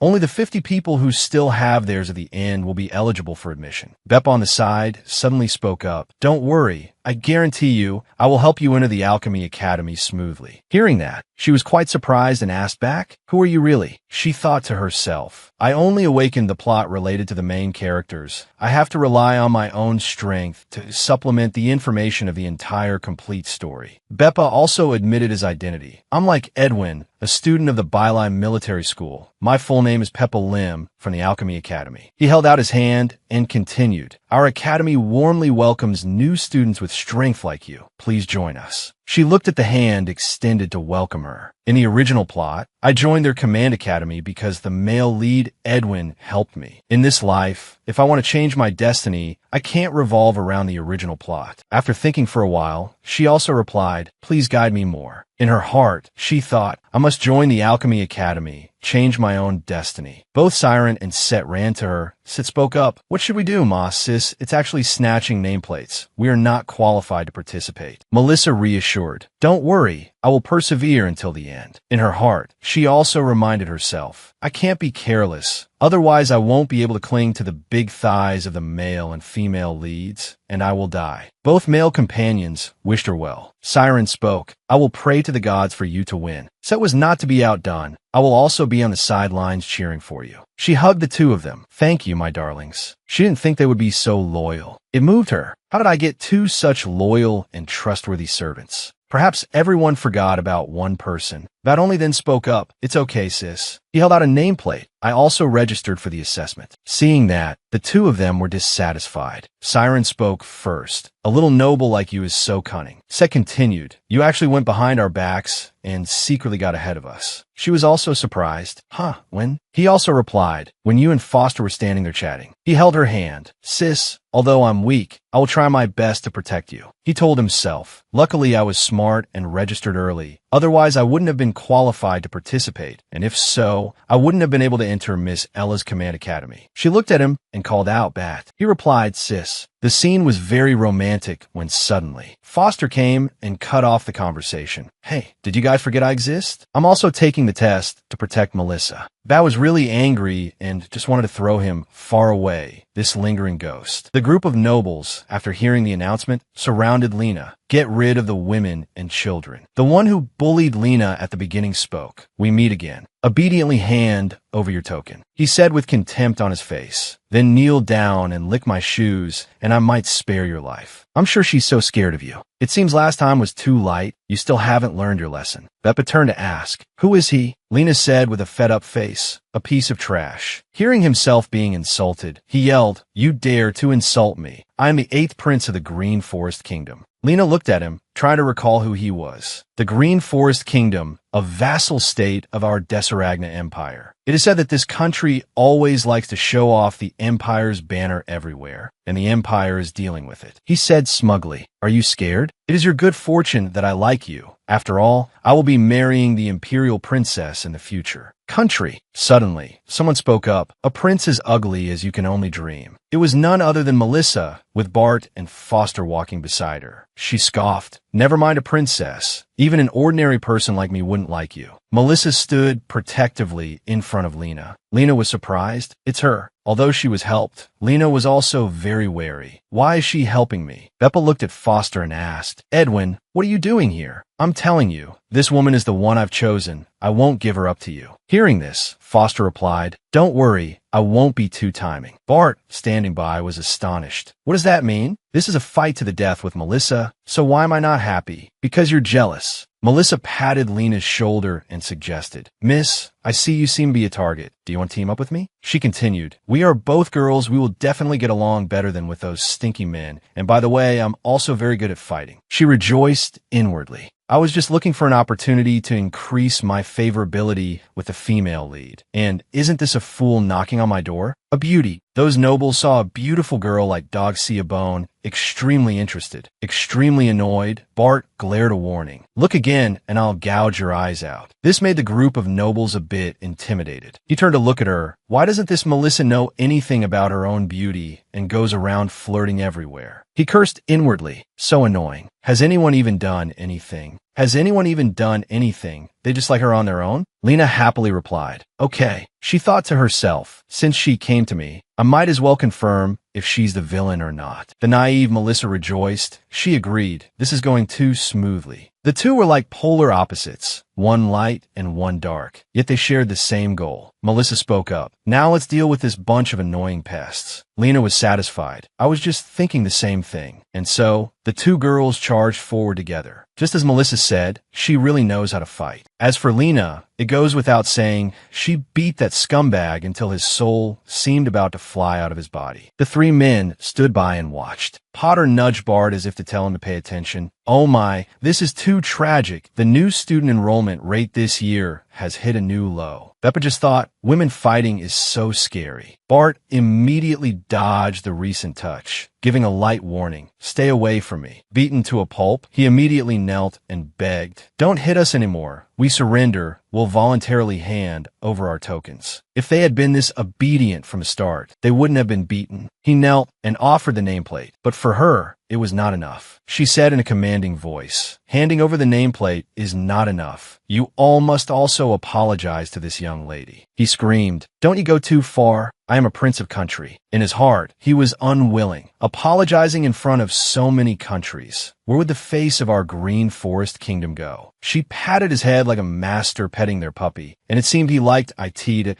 It seems your highness the prince is very resolute. Huh? She threatened in a low voice. Do you want me to help you break it? Hearing that, he shrank back like a turtle into its shell, feeling extremely scared. In the end, the prince had to humble himself. I'm sorry. He cursed inwardly. Damn it, I can't beat her. That's called being a coward. She stroked him as if he were her pet. Good boy. Wouldn't it have been better to do this sooner? Potter said from the side. I didn't realize Miss Melissa was so strong. He couldn't help but feel intrigued. Interesting, pursuing a woman like that is more of a challenge. Bar just scoffed from the side, feeling extremely annoyed. Talking is one thing, but why get so handsy? Melissa, that lecherous habit of hers. Lena walked over to Melissa and said, Thank you. Lena was a very righteous girl. Even in her thoughts, if it weren't for her, I probably wouldn't have been able to get out of this unscathed. No matter who she is, I owe her a favor. Melissa happily replied, It's only natural for girls to help each other. Besides, look at them. All the boys don't dare to come near. Melissa continued, After what just happened, they won't dare to try and snatch our nameplates anymore. Seeing this, Lena was very happy. Lena extended her hand, introducing herself. My name is Lena. It's a pleasure to meet you. Seeing this, Melissa's eyes lit up as if she had won the lottery. I can't miss this opportunity. She shook her hand and also said her name loudly for the other to hear. Melissa. She couldn't be happier than at this moment that, oh yeah, I've successfully changed the plot and gained a female lead's favor. Next, I just need to get into the same academy as the female lead, continue to increase her favorability, and my survival will be within reach. Clap, clap, the sound of applause. It turned out to be Potter. He spoke up. My, what a spectacular match. He expressed his wish. Miss Melissa, you absolutely must join our command academy. Before he could finish his sentence, Bart ran over and cut him off. Sis, are you hurt? This made Potter raise an eyebrow. She patted his head to reassure him. Don't worry, I'm fine. She felt very touched by her little boy. Sob sob. He really is my little puppy. So warm. He didn't like this very much, but still replied, You're really amazing. He didn't feel happy inside. I really want to chop off this hand. It touched another man, and then touched me. It's nauseating. Beppa, who was on the side, finally spoke up, and all eyes turned to him. Fellow student, our Alchemy Academy also welcomes you to join. He continued, More choices mean one more path. Please think about it. Foster on the side was also not happy, cursing inwardly. Little devil, I'm not dead yet, snatching someone right in front of me. She shyly refused. I'm sorry. I've already decided to join the Command Academy. Actually, I like it, but I'm also afraid my little life won't be safe. Sob sob, I don't get to choose. To survive, I can only stay with the male and female leads. Hearing this, Bart ran over and hugged Melissa's arm. Then I'll go with you. I'll go to the Command Academy too. Of course, that was not all. He had other thoughts. I can't let this guy with bad intentions have any chance. At all. Only then did he startle and think back. Wait, I came here to investigate the person behind this. Addicted and still shy. Why does karma not spare a single blow? She turned to look at Lena and said, Miss Lena, she said with a hopeful tone, from now on, we'll be classmates in the same academy. She was very satisfied in her heart. The path to clearing my name is long, with the female lead by my side. Lena's reply was like a bucket of cold water on her face. I'm sorry, Miss Melissa, I've already joined the Alchemy Academy. Like a bolt from the blue, Melissa screamed, What? Teacher Ella now stepped forward and announced, The final assessment of the Byline Military School is over. With her dignified appearance, she continued, All candidates holding a nameplate, please gather here immediately. Before all the listening eyes, she officially announced, Congratulations on passing the final assessment. Like a strict teacher, she instructed, The Byline Military School has the combat, alchemy, command academies, and so on, and now everyone can choose for themselves. The students below cheered. I want to join the Command Academy. Me too. Potter immediately turned to taunt. Little devil, it seems you guys have lost again this year. Beppa refused to lose. Recruiting talent is about quality, not quantity. Quantity, he was still full of confidence. Proud to have Lena by his side. Miss Lena can take on 10 people by herself. Our Alchemy Academy is the real winner. Melissa quietly looked at Lena from the side, not knowing what to say. Her face showed a thoughtful expression that in the original story. The female lead had the title of the female warrior. In my memory, she always charged to the very front lines of the battlefield. She couldn't help but think. Everyone knows the importance of an excellent commander in a battle, yet she deviates from the original plot and chooses the Alchemy Academy. She held her head in frustration. Oh, Mr. Plot, are you still online? Bart had been looking at her for a while, and her expression made him have a deviant thought. Why did Melissa's face turn so ugly when she heard I wanted to join the Command Academy? As expected, she has a secret. She wants to kick me away. I absolutely won't let her get her way. Ella called out to Potter, startling him as if his soul was being summoned. The Command Academy has the highest number of recruits this year. So next, I would like to invite the representative of the Command Academy, Edwin Potter, to introduce everyone to the history, development, and rules of our school. There's no escaping the sun. He sighed. That can't be avoided. It's fundamentally unavoidable. Following teacher Ella's words, he also went up to introduce to everyone, and everyone below cheered for him. Only Melissa was pensive.mr. Potter is truly a dragon among men, worthy of being the original male lead. He shines brightly everywhere, attracting everyone's gaze. Bart walked over and called, Sis. She turned and scoffed. Perhaps he was sulking. He spoke up. Am I not handsome enough? Why do you keep looking at other men? He was very unhappy. Before I get my revenge, this lecherous woman Melissa shouldn't even think about happily meeting anyone she loves. Being asked that, she was also surprised. What? How could that be? I was just listening to Mr. Potter's introduction to the school. Only by fully understanding the rules of this place can we avoid being easily bullied by others. I won't let anyone bully you. I will try to become stronger, to be a model husband who can protect you. His face didn't match his heart. In his head, he thought differently. Point one day, I will kill you with my own hands. And one day, he would be slapped in the face for that thought. As for her, she was like a dazed little deer, feeling moved by those words. Changing the plot was indeed the wisest decision. I dare not imagine how many fatal consequences it would bring me if, in the original story, Bart, who hated Melissa the most, lived to the end. Perhaps Potter's speech was coming to an end. Next, all new students need to move into the unified dormitory and begin the 7-day entrance training. Hearing that, she suddenly remembered, I almost forgot Bilai's training is not that different from modern training. In her mind, she began to consider her next plans that I can use these 7 days to live with the female lead and increase our bond. I can also take this opportunity to completely sever my relationship with Bart, match him with the female lead, and completely go against the original plot. Bart came over and said, Sis, I've asked around, family members can live together, so we'll be in the same dorm. Hearing that, she immediately objected, no way. Patting his shoulder, she spoke, Bart, you're a male student. Male students should live with male students. He calmly replied, but I'm more used to sleeping with you. I like hugging you from behind every day, smelling the scent on your body. Before he could finish, she covered his mouth. I know, don't say any more. She felt helpless. Does he want to hear what kind of indecent things he's saying? Lena, who was nearby, more or less overheard their conversation. Melissa immediately turned to call her. Miss Lena. Lena said nothing, her face showing a question mark. Not missing the opportunity, Melissa walked over and suggested, you and I are the only 2 female students entering Bilai Academy. Let's be neighbors and take care of each other. This suggestion surprised Lena a bit.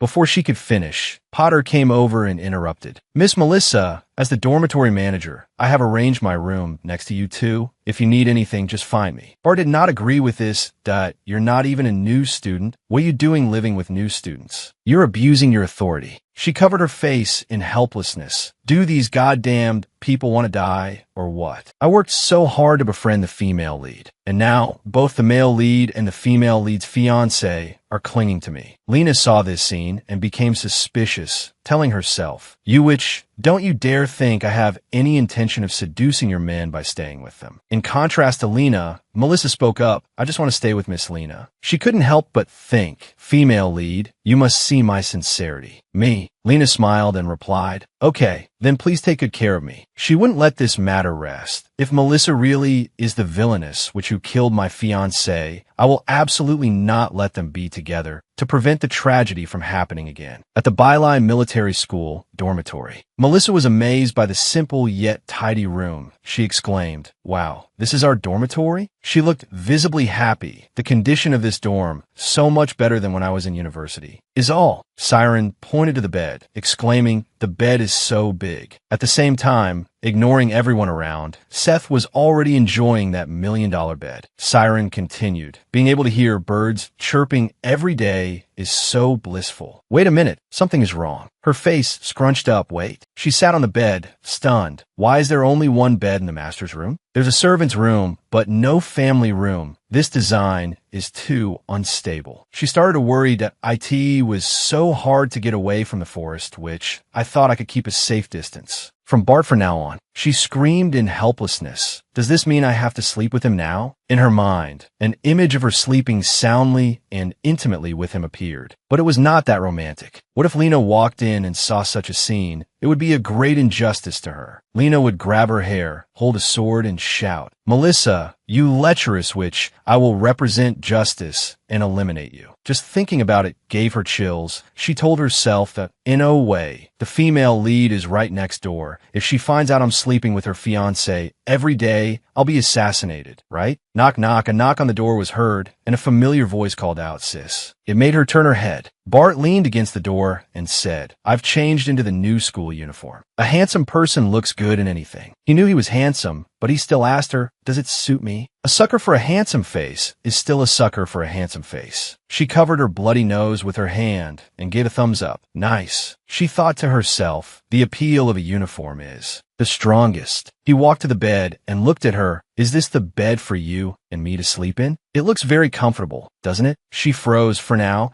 She just forced a smile, a wry one at that it's even more comfortable for one person to sleep in. She then spoke up, "Don't worry, I'll go find Senior Edwin and ask for another room. For now, this little rabbit is for you." He immediately moved towards her, shouting, "Don't." He hugged her and started to act, "I just want to be with you." An Oscar-worthy actor, she couldn't help but think. After enrolling, Melissa will definitely look for the mastermind behind the scenes. I must monitor her every move at all times to quickly find out the truth. As for her, the innocent deer didn't know what was about to happen. In this situation, not knowing what to do, she asked herself, "What should I do with this possessive person?" Now she noticed a shirt and spoke up, "Hey," pointing the shirt on him. "Bart, your uniform button is still undone." He immediately grabbed her hand, then said forcefully, "You help me button it up." She was being mesmerized by his charming beauty. Being so mesmerized, she didn't refuse, just grumbled while doing it. "Honestly, you're not a child anymore." Coincidentally, at this moment, Lena was passing by their room. She instinctively turned back when she heard a sound from inside. "Use a little more force, it's that I can't. The hole is too small. It won't go in." Hearing these words, Lena couldn't help but be startled.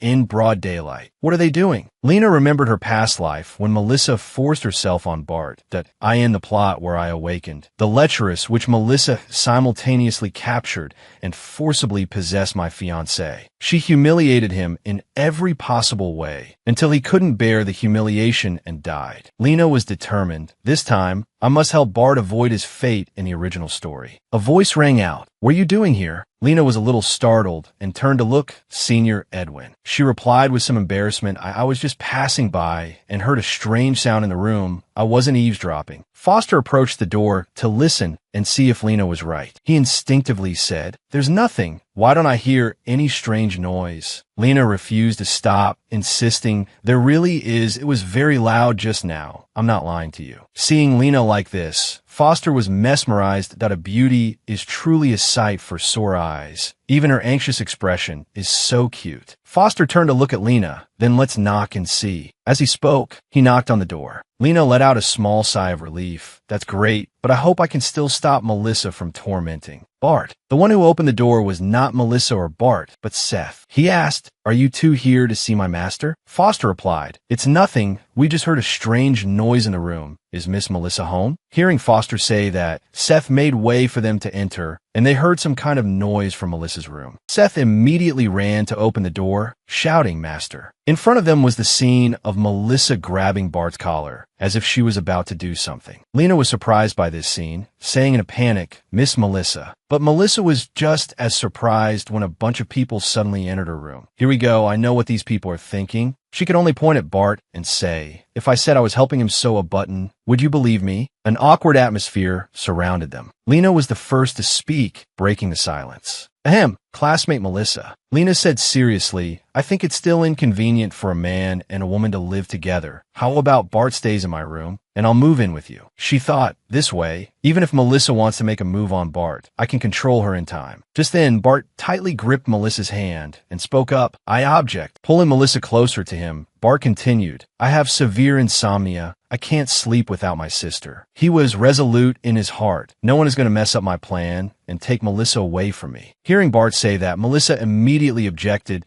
"Be good. Listen to me. At most, I'll tuck you in every day before going back to my room." There was no way Melissa would pass up this opportunity. How can I miss such a good opportunity to cultivate my relationship with a female lead? Hearing the group argue for a while, Senior Foster cut in. "I'm afraid that's not possible." Looking at Melissa and the other two, Foster explained, according to the rules of the Byline military, once the dormitories are assigned, they cannot be changed. Hearing this, both Lena and Melissa exclaimed, "Why is that?" This surprised Foster with the two girls' reaction. Melissa tried to think of a way. "Then can we add a room for Bart? After all, men and women are different. It's not convenient to live together." She thought to herself, "Even if I can't live with the female lead, I must be determined to keep my distance from my Bart." Hearing this, Foster said, "But when you were drunk, Bart said you two already sleep together at home, so I arranged it this way." Hearing Foster say that, Melissa shouted in surprise, "What?" She turned to question Bart immediately. "You told him that?" Bart, with an innocent face, replied, "Sis, I was just telling the truth." Collapsing, thing. Her world felt like it was falling apart. Melissa wondered, "It's over. Will the female lead believe in my innocence and her fiancés?" Foster scratched his head. "The dormitories are all full now. There won't be any empty rooms until after the training is over. In short, if you have any requests, bring them up after the training is done." Bart cursed inwardly. Damn it, if the rooms have to be reassigned after the training ends, doesn't that mean I can't monitor Melissa? I must think of a way not to be kicked out by her. The next day, in the classroom, a voice rang out. There are 4 levels of alchemists. That voice belonged to none other than teacher Husum, standing at the podium. It seemed he had a partner on his hand. He lectured: junior alchemist, intermediate alchemist, senior alchemist, and master alchemist. The crow next to him flapped its wings and cawed incessantly. The teacher continued to lecture seriously.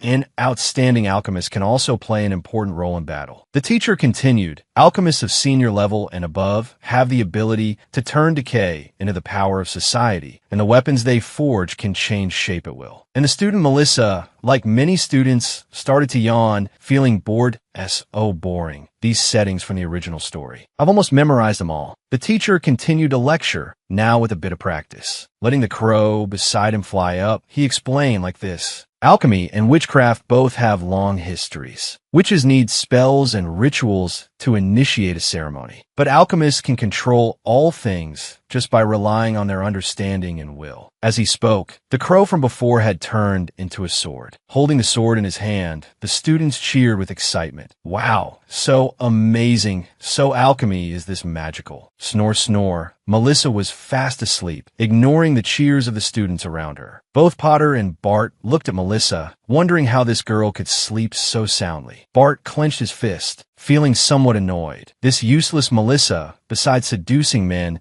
she's really bad at everything. In contrast, Potter's gaze towards Melissa was 3 parts helplessness, 7 parts adoration. That beauty is indeed different. Even sleeping is so beautiful. Scratch, scratch. The sound of writing filled the air. Lena focused on her studies, taking detailed notes. A model student and good grandchild of Uncle Ho, she thought that in my previous life, I spent my whole life studying how to become a top-tier commander. Now is a completely new opportunity. I must learn this mysterious alchemy. Teacher Husum turned and pointed at Peppa. The highest realm of alchemy is changing one's own form. Now I will have the Alchemy Academy's teaching assistant, Peppa, demonstrate for everyone. Peppa hugged the bear and stepped up with high knees. As he walked up the steps, he transformed into an adult. Melissa woke up just as Peppa had grown up. She rubbed her eyes and looked up at the board. Seeing the scene before her, she was wide awake. Her eyes wide open. Oh my God, a super handsome young man appeared before my eyes. Peppa then introduced himself. "Hello everyone, this is my true form. My name is Peppa." Melissa was extremely surprised to see this form of Peppa. Lena was even more astonished, her jaw dropping as she stared. Melissa couldn't believe her eyes. Isn't he the first person to like the female lead when she entered the Byline Military Academy in the original story? What did this young man eat to be so handsome? His posture is also very confident. His whole body exudes an incredibly strong aura. Melissa stared at Peppa and then remembered that in the original story, after the first chapter, he no longer appeared. No wonder I don't have much impression of him. She remembered it was written in the original story. The first test of the training camp requires new students to form teams of 2 to go to the Chinga Mountains to find alchemy materials. Alchemy materials are usually elements that exist in nature. Lena and Peppa become teammates, losing their way in a heavy rain. They can only temporarily choose a cave to wait for rescue. And the scene from the original story appeared. It was when Peppa was injured and rescued by Lena, who led him to a temporary cave to hide. Peppa got a fever from being soaked in the rain, and Lena took care of him without leaving his side, causing this arrogant male student to develop feelings. Right? But life is never easy. Unfortunately, before this love could be confessed, Peppa had already died of illness. A rather unwilling ghost. Melissa kept looking at Peppa, who maintained that same posture, she thought. Logically speaking, Peppa is a fan of Lena, so with him dead, I have one less rival. She rested her chin on her hand, wondering with some frustration. But out of humanitarianism, should I really pretend to know nothing and not save a life? Not save a life. And just like in the plot, Teacher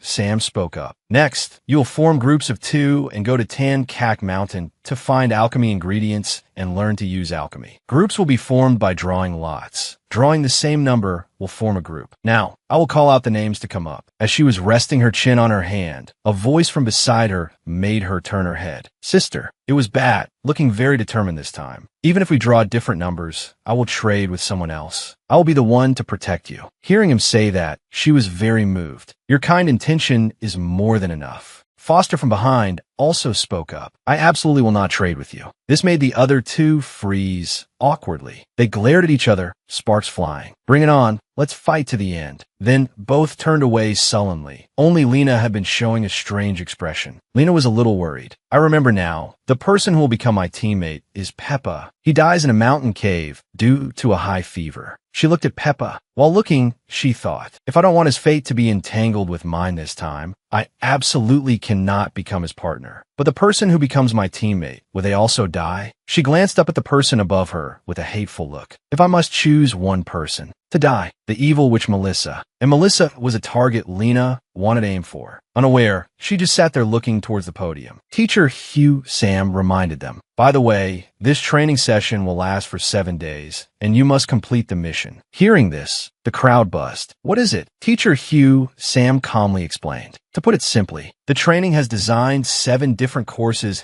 to train your comprehensive abilities, and the instructors will award stars based on your performance. You kids better listen carefully. Don't blame me if you fail. The teacher gave a gentle reminder. After the training, students with fewer than 3 stars will be expelled. The crowd erupted like a swarm of locusts.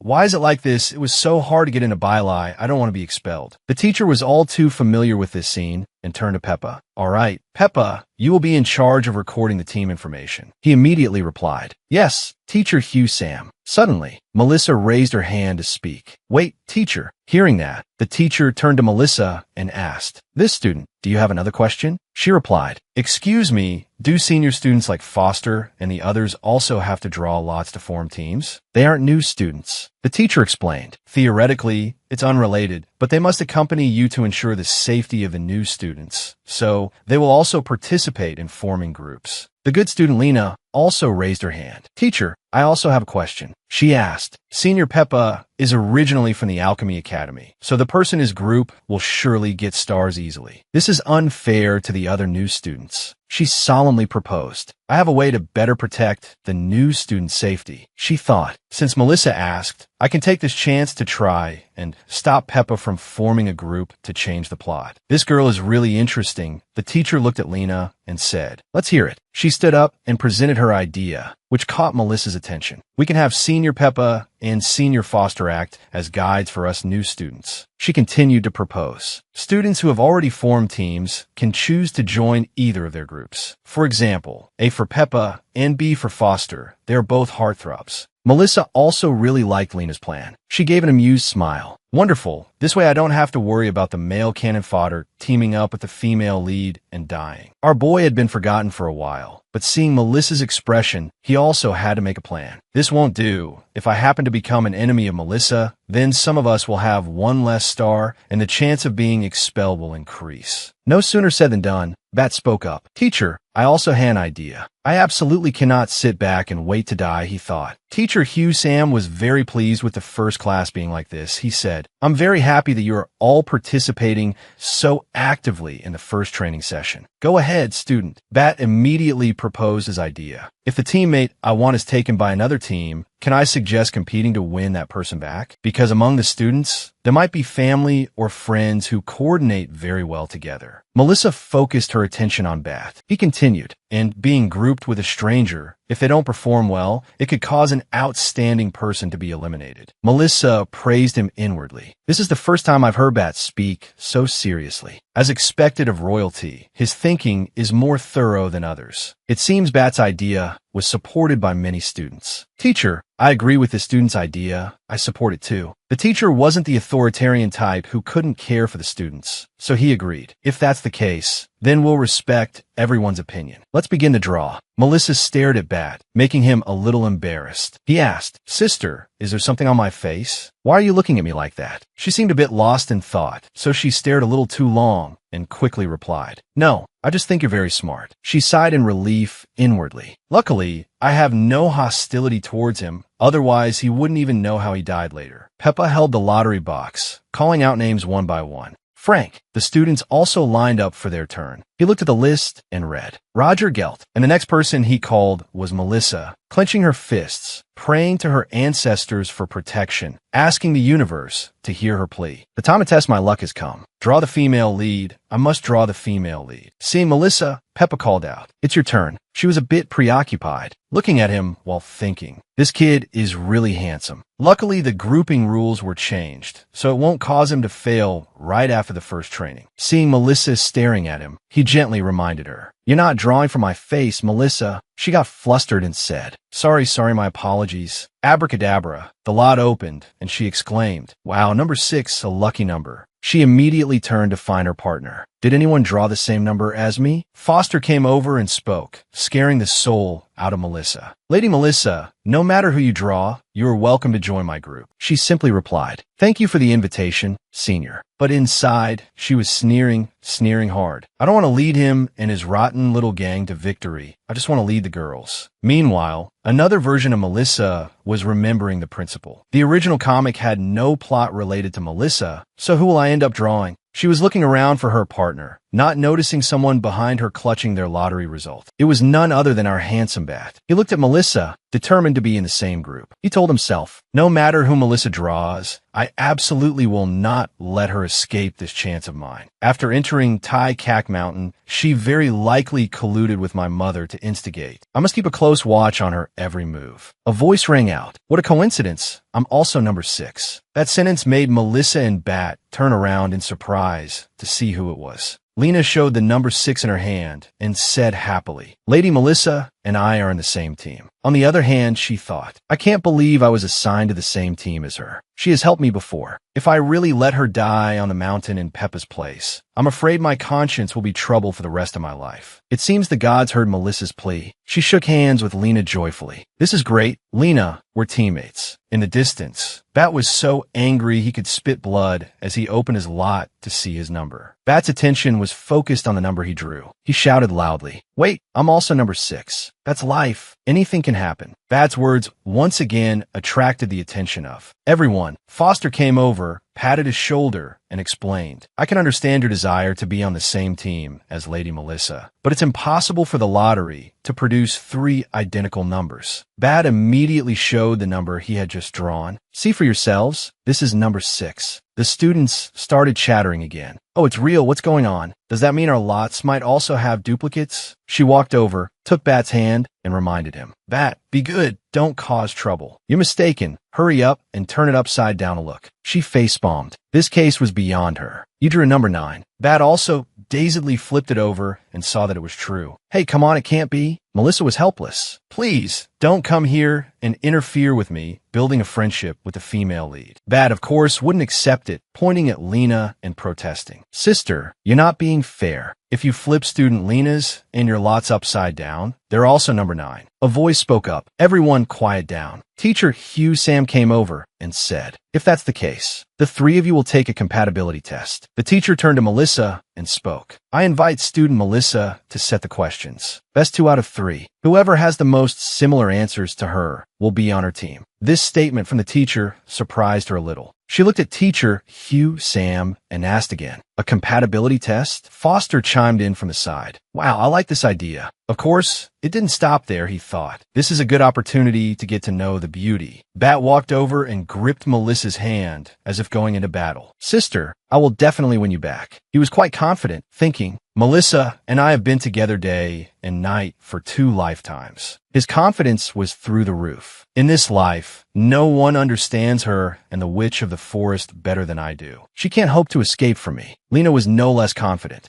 I have awakened the plot. When it comes to information about the witch Melissa, no one knows more than me. I'm sure to win. Teacher Hugh Sam then called out. Then, please, student Melissa, present your questions. She asked again. Any question is fine? Thinking of questions is hard, you know. She was smart enough to calculate a strategy. No matter who wins between these 2 in the end, I will offend the other. If I want to remain neutral, it seems I can only eliminate both of them. Hearing her, Teacher Hugh, Sam also replied. That's right, any question. If their answers and yours are not the same, it just means your compatibility is not enough. Foster was just watching from the side. It was a good show to watch now. Her eyes showed she already had a question. All right then, my first question is, what wakes up earlier than a chicken, sleeps later than a dog, eats more than a pig, and works more than a donkey? The question made the two youths squirm. They had met their match, thinking it was a shrimp, but it turned out to be a prawn. All their confidence was shattered by this question. They both screamed. What kind of question is that? They both thought in a panic. I've lived for 2 lifetimes. How have I never heard of this kind of animal? In the plot that I awakened, there is no such creature. Did I remember it wrong? Not just them, the whole class was in an uproar. What is it, really? It's so strange. Teacher Hugh, Sim had to speak up. Students, be quiet. Peppa turned to Foster and asked, Hey, have you ever heard of something like this? Only Foster had a different expression, a complex look in his eyes as he looked at her, stuttering even in his thoughts. She. He stood looking at Melissa and wondered, how does she know about this? The compatibility question seemed to be for Bat and Lena, not with Melissa anymore. Both Bat and Lena gave the same answer. A magical beast. Congratulations, you both lose a turn. Melissa then said, What a pity, you both answered incorrectly. It's time for teacher Melissa's lesson. She announced, The correct answer is a corporate slave. Lena held her head in despair. Bat turned and asked, Sister, what is a corporate slave? Asked in return, she stammered, It's what I used to be. Then she fell silent and dodged the question, asking the next one. Question number 2. This action was caught by Foster's eyes. The question she posed was, who stays up the latest, is the baldest, has the most complex expressions, and earns the most pathetic salary? Of course, both were stumped, sharing the same thought. What on earth is that? She was very pleased with this result. All right, you two don't know the answer again. It is Teacher Hugh Sam, knowing there would be no result, called out to her. No need to continue, Melissa. You decide for yourself who you will team up with. The teacher's words made her hesitate and think there was only one choice. Melissa had to weigh her options carefully. If Bat doesn't die this time, then the engagement between him and the female lead, Lena, will surely continue. Instead of improving the female lead's favorability by myself, why don't I take this opportunity to help this engaged couple? She turned to the teacher. Her chosen answer was, Teacher, I won't choose anymore. I'll go alone. I think Bat and Lady Lena are a good match. They're suitable as teammates. Hearing this, Bat firmly objected. Sister, don't push me onto someone else. Inside, he cursed. Melissa, that wicked woman. How could she treat me like this? An opportunist strikes when the chance arises. Peppa approached Lena. Lady Lena, you are welcome to join my team. She refused bluntly. No need, thank you. I choose Edwin. Lena's words woke Peppa up. What? Seeing this, Foster taunted. Kid, you can't even keep someone from your own academy. He immediately retorted. Having more people doesn't mean you'll win. The more people, the harder the team is to manage. Suddenly, Melissa's hair brushed past Peppa as she called his name. Senior Peppa. She pointed to herself and said, I want to join your team. She thought, although the female lead Lena didn't choose him as a teammate this time, what if he still follows the script and dies an early death? The hero saving the damsel is old news. I'll be the beauty saving the handsome guy because she couldn't bear it. For such a handsome boy to die, it's better if I follow him just in case something happens. Suddenly, Foster approached her, his face full of killing intent. Melissa, I just heard your questions and found them very interesting. Can you answer a question for me? His expression made her nervous. Damn it, I was so focused on Bat and the female lead that I deliberately asked some questions from the modern world, forgetting that the male lead in the comic is also a transmigrator. She tried to stay calm and asked back, What do you want to ask? Foster leaned close to her ear. I want to ask, what is the successor of socialism? A question that made her freeze, not expecting him to ask that. She thought it would be, how are you?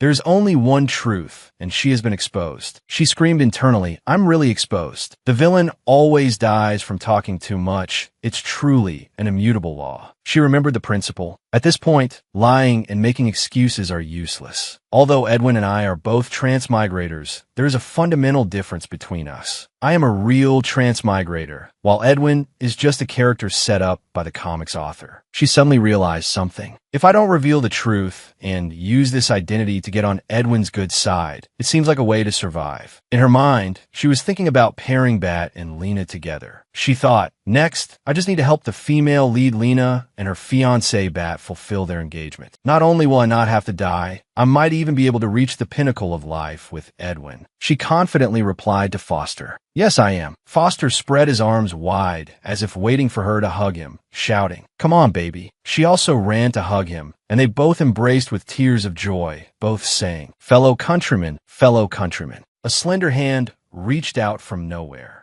Sister, this is a classroom. Bat looked at Melissa with extreme displeasure. Even if you're going to be lewd, you should pick the right time and place. She's so shameless. Bat pointed at Foster. Teacher, he's publicly harassing a female student. Shouldn't his right to be a team captain be revoked? Foster was dumbfounded. This is slander. He immediately spoke up. Hey, you've got it all wrong. Foster tried to explain. I just found out that Lady Melissa and I are from the same hometown, so I got excited. Melissa also spoke up. That's right, Bat. You've misunderstood Senior Edwin. I may be naive, but I'm not stupid. Bat retorted. Don't try to fool me. You can't possibly be from the same hometown. Bat remembered his past life. Melissa is from the Witch's Forest, a place inaccessible to humans. But he still wondered, why is she helping Edwin cover up? Has she really taken a liking to him? Lena was also suspicious when they said that. In the story I awakened, Edwin comes from a poor family in a remote town. Lena looked at the two people talking nonsense, both claiming to be countrymen. Meanwhile, Lena was thinking about the past life. Principal Bilal discovered his extraordinary talent during a study trip and brought him to the military academy. Why is he lying, saying that he and the lecherous supporting female character Melissa are from the same hometown? Bat suddenly had a thought. Could it be? Bat remembered when Melissa first came to the island. The first person Melissa came into contact with after arriving on the island was Edwin. Now, they're covering for each other. Could it be that there has been some connection between them for a long time? From Bat's perspective, Foster was now on his blacklist. Could it be that his death in the previous life was also related to him? And the lecherous witch Melissa is like a venomous snake. Bat began to deduce, but his deductions were like Mr. Maury's, leading nowhere. Perhaps he is the one behind Melissa. It seems the team selection is done. Teacher, Hugh Sam shouted, Don't waste any more time. Everyone, head up the mountain immediately. And so the group set off for the mission location, with the two countrymen leading the way to start their chat. Foster eagerly asked Melissa if she had brought enough dried food and water. If you encounter a fierce beast, don't be stubborn. Don't worry if you can't collect enough alchemy ingredients. I'm here. I'll take care of you. She was a little embarrassed by Foster's words. Senior is so good to me, he replied. Although there may be many beautiful junior girls, there is only one of you. I can't lose you. Foster reminded Peppa, who was behind. Hey kid, take good care of her. Peppa was annoyed. She's my team member. Do I need you to remind me? Get out of the way. Foster waved goodbye and walked in another direction, a look of regret on his face. Melissa, you must take care. Behind him was a person radiating killing intent. Bat punched a tree while cursing under his breath. He had been stewing in jealousy all morning and needed to vent on a tree. How can these two be so shameless? Aren't they looking down on me too much? Melissa, this promiscuous woman, she really doesn't refuse any man. It's infuriating to be angry and unable to do anything. Meanwhile, Lena stood by, watching the clown act like a fool. Of course, the behavior of those two caught her attention. Not only was the male lead Edwin fawning over Melissa, but even her own fiancé, Bat, was jealous because of Melissa. This is far different from the story I awakened. What did go wrong? It was wrong from the very beginning. On the back of the mountain, Melissa stood like a leader and spoke up. There might be a storm. Everyone quickly gather the ingredients and then head down the mountain. This leader was a bit unskilled, so no one paid attention. Everyone was just focused on finding alchemy ingredients. Peppa, on another channel, sniped a little. Do you think you're a prophet? The sun is shining brightly. How can there be a storm? Peppa patted the bear beside him. As the team captain, I have to remind you, even though we're a team, you're the only one. Just standing here, sightseeing, without collecting ingredients. You won't be able to earn any stars that way. Melissa tossed her hair and walked away. Fine. I'll get to work right away. She was disgusted in her heart. Who was it that forced this lady to join a team in the first place? I'm also doing this for you. What a useless pig of a teammate. Everyone was still diligently working on the mission. Only Bat was standing under a tree. He unconsciously tossed a stone, his gaze fixed elsewhere, lost in thought. Melissa, What is that foolish woman planning? Just when I suspected she and Edwin were plotting something, she chose the opposing team. Beside him, Lena's exclamation caught Bat's attention. Wow, what a beautiful mushroom. Bat looked at the mushroom Lena mentioned, and his eyes widened in shock. He immediately grabbed Lena's hand and shouted, "Don't touch it." His action surprised Lena, who turned and asked, "What's wrong? Is it poisonous?" Bat remembered his past life, when he was imprisoned by Melissa, her seductive voice echoing. "Today I found something interesting. It can make people fall into desire, adding to our fun." The past lives Melissa approached Bat, her voice sweet as honey, but it was a deadly honey. "Come here, sweetie, let me feed you. Be good, open your mouth." Returning to the present, Bat stomped on the mushroom, only managing to say, "In short, this is not a good thing. If you see it in the future, don't touch it." He reminded her, the more beautiful the mushroom, the more poisonous it is. Seeing Bat's serious expression, Lena also replied, "All right." Suddenly, thunder crashed and birds flew everywhere, scaring the students out of their wits. It was clear and sunny, but there's thunder and lightning. "It scared me to death." Another student said, "This is the first time I've seen this." Lena had noticed this extreme weather. As expected, this is a scene from the original story. A heavy rain is coming. Lena ran to Foster and said, "Senior, everyone has finished collecting. The weather is strange. I'm afraid it's about to rain. I think it's best to go down the mountain now to ensure everyone's safety." Foster agreed. "You're right. Victory is important, but everyone's safety is the most important thing." Foster then ordered, "Let's go down the mountain." Lena thought to herself, "My side is done. I wonder how Melissa and Peppa are doing." Birds were flocking back to their nests. Bat finally spoke up, "You guys go ahead. I still haven't found the ingredient I want." Hearing this, Foster tried to stop him. "No, I'm the team captain. Listen to me." Bat ignored him and ran off. "I'll come back when I find what I'm looking for." Lena wanted to stop him, but he was too fast.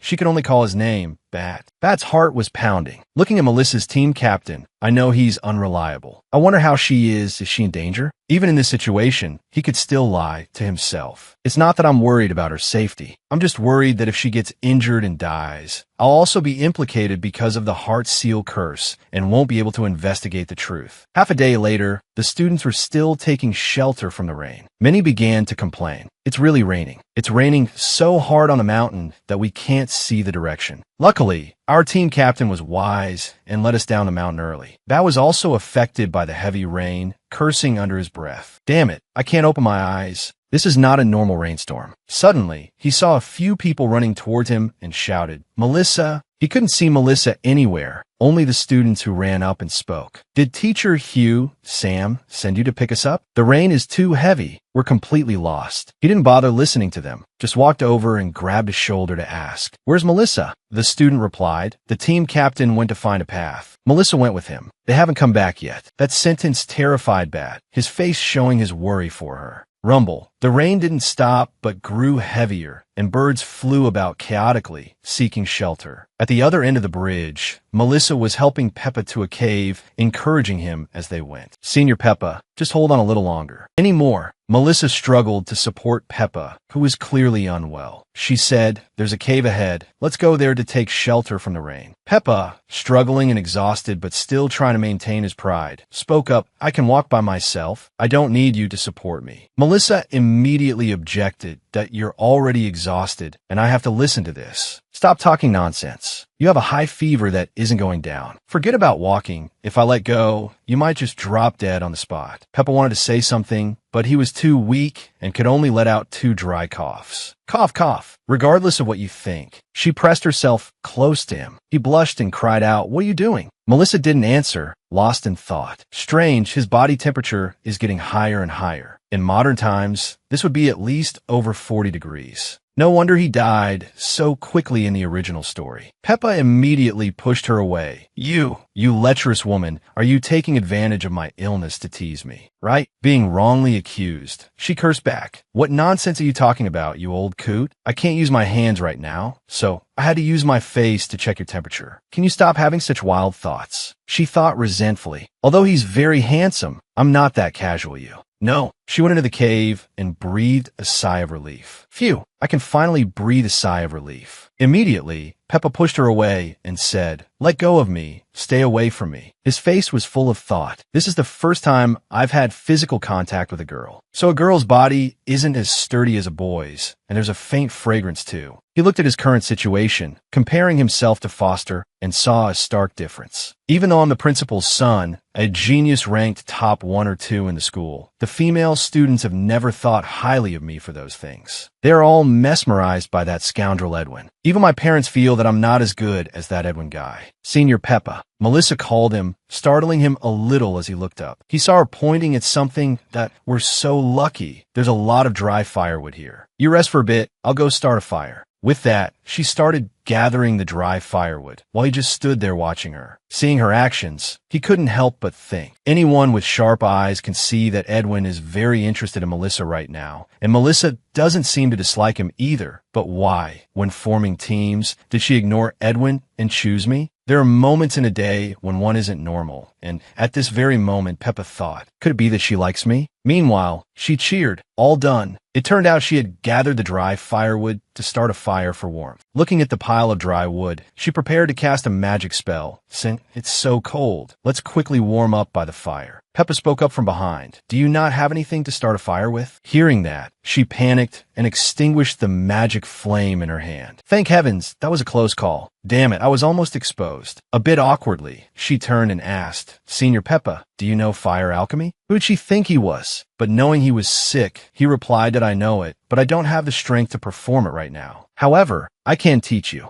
There are times when you know your actions will be fruitless, but you do them anyway. Hey, ha phew. In the end, it was more like clowning around than working. Looking at the motionless pile of wood, with no magic at all, she gave up on this one. Peppa coughed dryly, still trying to explain don't rush. Cough, cough. Fire alchemy is an intermediate level alchemy. Cough, cough. On a rainy day, the success rate is even lower. I'm afraid a beginner like you can't do it in a short time. As he finished speaking, he suddenly fainted. Melissa, seeing this, couldn't help but call his name, Senior Peppa. "This situation doesn't look good," she mumbled. "This fire alchemy is so troublesome. I should just use my own way." She chanted the spell, fire. As she finished, a flame flared up in her hand. She cast on the pile of wood, making it burst into flames. That's much faster. Alchemy sounds so tiring. Seeing that she had succeeded, she started to show off. Done. She went over to Senior Peppa to take off his clothes. His clothes are all wet. Taking them off will probably help them dry faster, right? Undressing him to the last layer, Melissa saw the senior's firm body and couldn't stop admiring it. What an amazing body. From outside the cave, Bart appeared, calling her name. "Melissa." What was he seeing? A flame of anger appeared in Bart's eyes as he said irritably, "What are you doing?" Bart didn't listen to Melissa's explanation and said, "Sister, I was worried about your safety, so I braved the rain to look for you everywhere. But here you are, doing depraved things with another male student." She was stunned to hear Bart say that. How infuriating. Who could stand this huge jar of vinegar? Melissa, this promiscuous woman, I really underestimated the speed at which she seduces men. I've seen it. Bart left resentfully in the rain that I won't disturb your good time. I'm leaving now. Hearing that, Melissa ran over to grab his arm, calling his name Bart. She shouted that you've misunderstood. Let me explain. She felt awkward about something. Wait, why do I have to explain? What am I worried about? Isn't Bart hating me and returning to the female lead side exactly what I intended? She pulled him inside. "Come inside first. Don't stand in the rain, or you'll get sick." Bart replied, "Sister, you're a married woman now. To put it bluntly, this is adultery. You'd better give me a reasonable explanation, because I'm extremely upset right now. Let's see how you're going to deny it this time." Back inside, she explained that it's not like that. Senior Peppa has a high fever that won't go down after being in the rain. The rain was too heavy for us to find our way back. I was afraid his life was in danger. I only took off his clothes to dry them and keep him warm. Only now did she process what Bart had just said. Wait, when did we become husband and wife? I've been tricked by him again. Bart seemed to be somewhat convinced. Melissa probably isn't lying. He looks like he's about to die. Realizing he might be wrong, Bart turned to confess. "Sister, I shouldn't have misunderstood you, but I get jealous when you touch other men. Let me do it." She replied, "All right." The words came out of his mouth, but his heart still denied it. "It's all just an excuse. I'm not jealous. I just don't want her to harm others." Bart went to check on Peppa's condition, with Melissa watching his every move. As he was about to do something, Bart turned and shouted at Melissa, "Turn your head. no peeking. Melissa obediently replied, "Yes." Why is she so obedient? Who's the boss here? Bart stared intently, a scrutinizing look appearing in his eyes. Looking at the senior, Bart thought to himself, who says you have to take off all your clothes to dry them? I suspect Melissa just desires his body. He was visibly resentful. When I grow up, my body will be better than his. With that, he held out his hand and performed a magic spell. The magic enveloped Peppa and dried his clothes. When he was done, he said to Melissa, "It's done, sister. You can look now." Hearing that, she slowly removed her hands from her eyes. Quite surprised to see the senior's clothes were dry, she asked,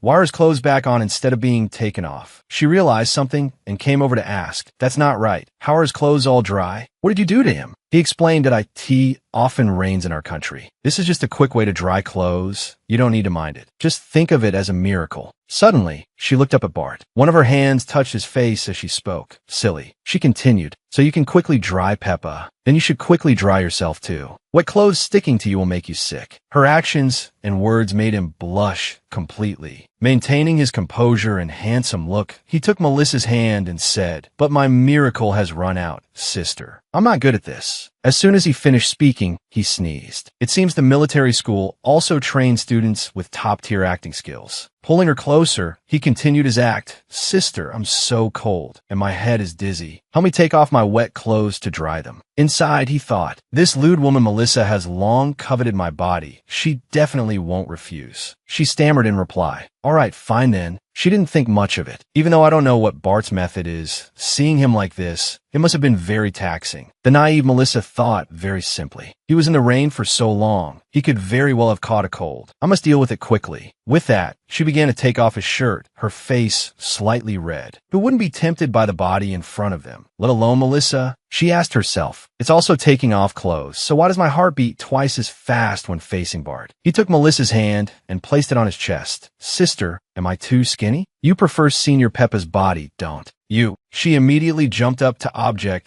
in, "Oh no, you two are different types." But no matter who it was, she couldn't deny it. "I like them all." Bart leaned close to Melissa and began to interrogate her. "What is your relationship with Senior Edwin? And why did you lie in class?" The handsome man ploy was in effect. He told himself, while Melissa is mesmerized by beauty, I must take this chance to trick her into telling the truth. She was a bit stunned to be spoken to like that. She quickly pulled Bart's shirt up, hastily explaining, "Senior Edwin has helped us a lot in the past, so I couldn't let him lose face." Bart grabbed Melissa's hand and asked, "Then why did you have to use a secret signal and hug in front of so many people? Is he also one of your secret lovers?" His face was filled with suspicion. The more I think about it, the more suspicious it is. Even if they're not on the same side, their relationship isn't normal. She pulled her hand back, embarrassed, and made an excuse that we don't have a secret signal. The hug is just a ritual of the witch's forest. She thought to herself, Bart doesn't understand the witch's forest anyway. A little lie should be able to resolve this crisis. Bart was skeptical.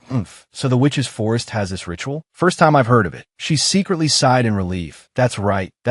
So don't be suspicious. Senior Edwin and I really have nothing going on. What she didn't expect was for him to open his arms and reply, "No, you've never used this ritual with me." The lie was insignificant. Bart demanded of Melissa, "I wanted to." Of course, there was no way she would agree, so she used Peppa as a shield. It's not convenient here. Senior Peppa is still here. She didn't realize she was scoring an own goal. Crap, I've dug my own grave. That makes sense, he mused. That's right, it seems this ritual is better with more witnesses. After all, you've hugged Senior Edwin in front of the whole class. A bold proposal was made. Then when we get back, hug me in front of the whole school. She shouted, "What? Are you kidding me? I'm not doing something so embarrassing." Melissa clenched her fists and just said, "No." "What? You can't." She gritted her teeth, then braced herself and lunged forward, hugging Bart's firm body in surprise. She blushed with embarrassment "Oh, no need. I can hug you right now." They say there's a moment in a day when one isn't normal, and she thought so too. "There's a patient here. What on earth am I doing?" Bart took Melissa's hand and placed it on his chest, then spoke. Sister, can you feel it? My heart is beating fast for you, but I'm very worried that I'm not the only one in your heart. Hearing him say that, she was a little surprised and replied, No, there's no one else in my heart. Her infatuation flared up. Right now, my heart only has you and your muscles. He continued to attack her relentlessly, leaving her silent. What about Senior Edwin? Are you still unwilling to tell me your real relationship with him? A husband and wife should be honest with each other. Even if you're having an affair, it's because I'm not good enough. What was she hearing? This was really going too far. Oh my God, save the plot. I really can't hold it together anymore. What should she do now? She pushed Bart away to calm down and think. I can't tell him. Kid, the world you're living in is just a comic book, and I'm not the original witch. Melissa, after all this talking, he still doesn't get it. She had to continue explaining. Ahem, Bart, you're too suspicious. Senior Edwin and I just have a normal classmate relationship. If you keep this up, I'll get angry. A soft approach is the best way to bind him, she thought. I wonder if this trick will work on him. He thought, I have to use my brain again. Melissa, this stupid woman, didn't fall for the trap at the crucial moment. It seems I'm not strong enough yet. The second shot for Bart's boldness. All right, I won't be jealous anymore. Give me a kiss to comfort me. She flatly refused. No, you're going too far. Regardless of her refusal, he slowly lifted her chin, placing a sweet kiss on her lips that contain a whole vat of sour vinegar. It seems he's starting to get corrupted. I won't give up. I will conquer your heart step by step and find all the answers I want. Being forcibly kissed like that, she was deeply shocked. She immediately pushed him away. Oh, you can't. What if Senior Peppa wakes up and sees? Her mouth said that, but her heart was pounding wildly. My heart is beating so fast. This is my second kiss with Bart, right? Even though it wasn't forced, my heart is still pounding. How strange. This action displeased him, and he asked, Sister, do you hate me touching you that much? If so, why did you snatch me to be your husband? If it weren't for you, I might have married a princess by now, maybe even have children. Would you have liked that? She couldn't refute it because it was too true. The kid has a point, I can't argue. She clenched his hand and spoke that I don't hate you. She explained earnestly that it's just that I now understand that snatching a groom was a mistake. I don't want you to be tied down. I want to give you back your freedom so you can find the one you truly love. She was very confident in her acting skills. My tone is very sincere. The kid will definitely believe me. But it was a trap. He pointed to the mark on his neck, that if you've already decided so. He said with a firm voice, then help me break the curse. My life is still in your hands, isn't it? He thought to himself, if I can't gather any useful information, then tricking Melissa into breaking the curse is also good. That way I can freely use my abilities without being restrained by her. He was still very clear-headed, because even now, if I attack or kill her, I will have to suffer the same pain as her. She turned to look at the back of his neck. You mean this engraving? She was also a bit flustered. What was the way to break the curse? In my memory, this thing was only used by Melissa to bind her lovers. There was no precedent for breaking it. He pulled her even closer. Sister, my true love is you, but I want our love to be based on equality. You don't need to threaten me with my life. My love for you will never change. He never expected to say such words one day. Even he himself had to admit, I feel like throwing up. I never thought I'd have to make this kind of disgusting confession to Melissa. She came over and admitted that I'm sorry. I had no choice but to cast a spell on you back then. I will help you break it. Her mouth said so, but her heart didn't know how. Being transmigrated at this point in the story, I have no way. He couldn't believe his ears and asked again, Really? She replied, Really, but not now. The rain has stopped. We have to take Senior Peppa down the mountain for treatment first. It was all an excuse. The main reason was, in the meantime, let me figure out how to break it. He was still very suspicious. You're not tricking me, are you? He wondered. Can Melissa's words really be trusted? She said with certainty, Don't worry. I keep my word. Because I've secured a powerful backer now. Now that I'm at Byline Military Academy, with the male lead Edwin behind me, even without the curse, Bart isn't strong enough to do anything to me. Hearing this, he joyfully clasped his hands. Thank you, sister. Outside, the rain had stopped, and flocks of birds flew across the sky. The three of them started down the mountain, with Bart carrying Peppa. She turned and asked, His condition is better than before. It looked that way, but it wasn't. Bart replied vaguely, Not yet. He thought, luckily she didn't go crazy and attack the patient. Otherwise, he would have been dead long ago. Peppa gradually woke up, letting out a soft groan. He thought, my head hurts so much. Seeing Peppa was awake, she cheered joyfully. Senior Peppa, you're awake. We were just about to take you down the mountain for treatment. He hesitated and turned to ask to me, with whom? Bart spoke up, with me. Be grateful. If it weren't for me, you'd be a corpse by now. Peppa looked at him and said that you're not a member of my team. Bart replied nonchalantly, that's right. I came looking for Sister Melissa. Bart looked at the senior and saved you from the hands of a lecherous witch in the process. You should be thanking me. But immediately, Peppa pushed him away. I don't need help from an enemy. He was at death's door, but still prideful. Melissa ran to support him. Senior Peppa, my strength is limited. If Bart helps, we can get down the mountain sooner. I had a hard time saving your life. Don't push yourself anymore. Peppa turned and asked, are you worried about me? I really want to smack his head. She replied, of course. She grumbled that I reversed fate and broke principles for you. If you die, how would it be worthy of my efforts? He didn't refuse her, just said softly, all right, I'll listen to you. Melissa turned to the big jar of vinegar over there. Hurry over here, Bart. He replied resentfully. All right, sister. The jar of vinegar crossed his arms and cursed silently. Damn it, this woman really thinks of me as a porter. And the way Peppa looked at Melissa was clearly problematic. In the end, he still couldn't escape Melissa's clutches. What a promiscuous woman. The sound of footsteps grew faster. Melissa led the way, encouraging Peppa. Senior, hang in there a little longer. We're almost at the foot of the mountain. Bart, beside them, gave a gentle reminder. Did you know because of you, my sister might lose the star in this test? But inside, Bart was secretly delighted. This is exactly what I want. As long as Melissa is at a disadvantage, I will have the upper hand. Melissa didn't seem to care much about her score. Hearing that, she replied that it's okay. I'm really not talented in alchemy. Peppa felt guilty that I'm sorry. There are 6 more rounds of tests. I will definitely help you get the star back. Bart was openly contemptuous. Humph, anyone can talk big. Who could endure this humiliation? He shouted, let go of me. He pushed Bart away. Peppa said, I want to walk by myself. Okay, if you insist. Meanwhile, Melissa signaled for silence. Shoo, don't be noisy. She was stunned by what was in front of her. Look, what is that? A bird was struggling in a trap, chirping as if to say, help me. Peppa went closer to take a look. It seems to be a young eagle. It probably fell to the ground while learning to fly and got stuck in the trap. It looked so pitiful. Melissa comforted it. Little one, don't be afraid. It just kept chirping. With boundless compassion, she said, I'll get you out right away. As she touched the trap, a few sparks appeared. It injured her hand. Bang! The bird jumped up, chirping twice. Bart suddenly felt a pang in his heart and cursed silently. Damn it, the heart curse. Peppa ran over to ask, Melissa, are you okay? She clutched her hand and replied that, I'm fine. Looking at her injured hand, she wondered what the hell was that? It hurts so much. Peppa explained, that's the Beast Taming Academy's silver fire trap. It's used to hunt dangerous magical beasts. It shouldn't be able to injure a person. She was stunned, her face turning pale. Silver, the only thing in the world that can kill. A witch. Looking at the singed bird, she asked again,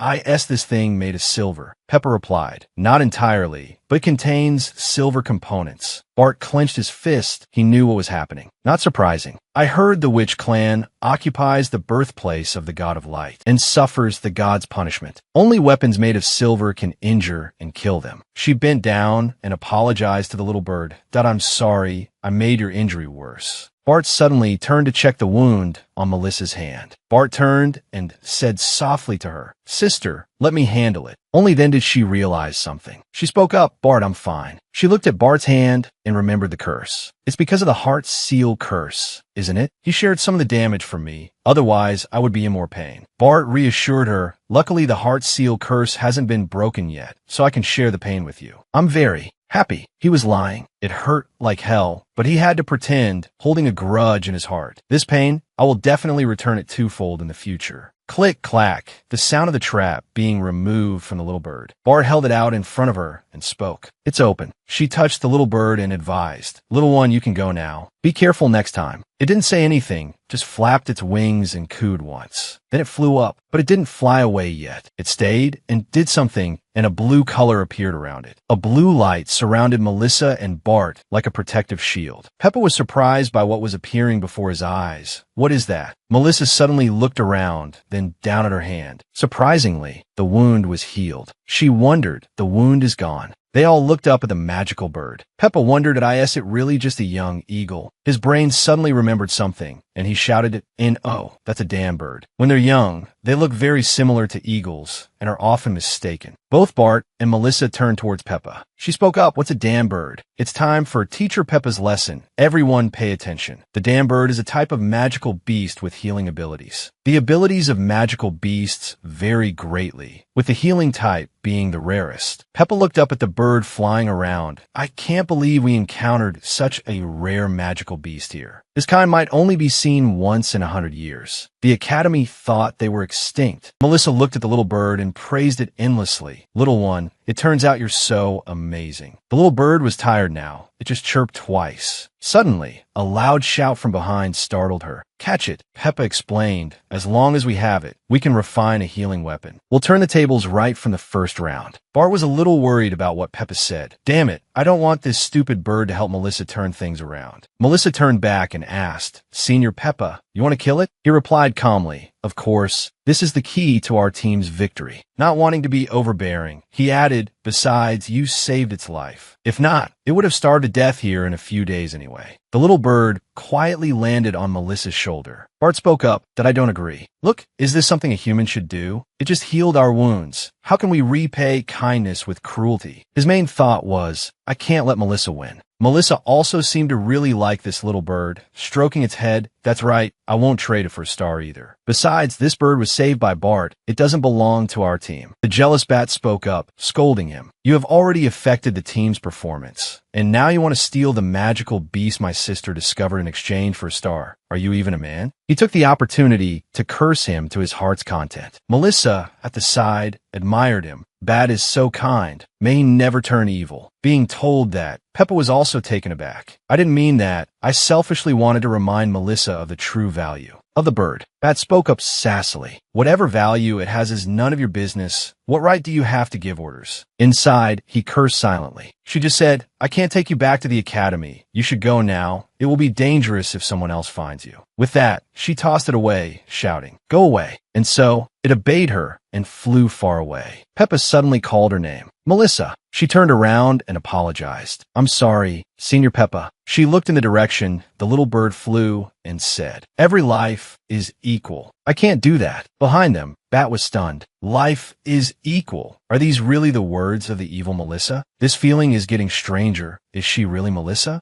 Somewhere else, a flock of birds was still flying around the hills. That little bird was flying when it noticed a man under a tree. It flew down and said, "Dad." The man before it asked the little bird, "How'd it go?" Suddenly, that little bird transformed into a person, a very cute and adorable little boy. The boy said, "I like her. I want that which to be my mother." The man patted the child's head, smiling as he replied, "Really? If you say so, let's pay a visit to Blind Academy." Today's episode is over. Thank you sincerely for watching this video. See you again in the next videos.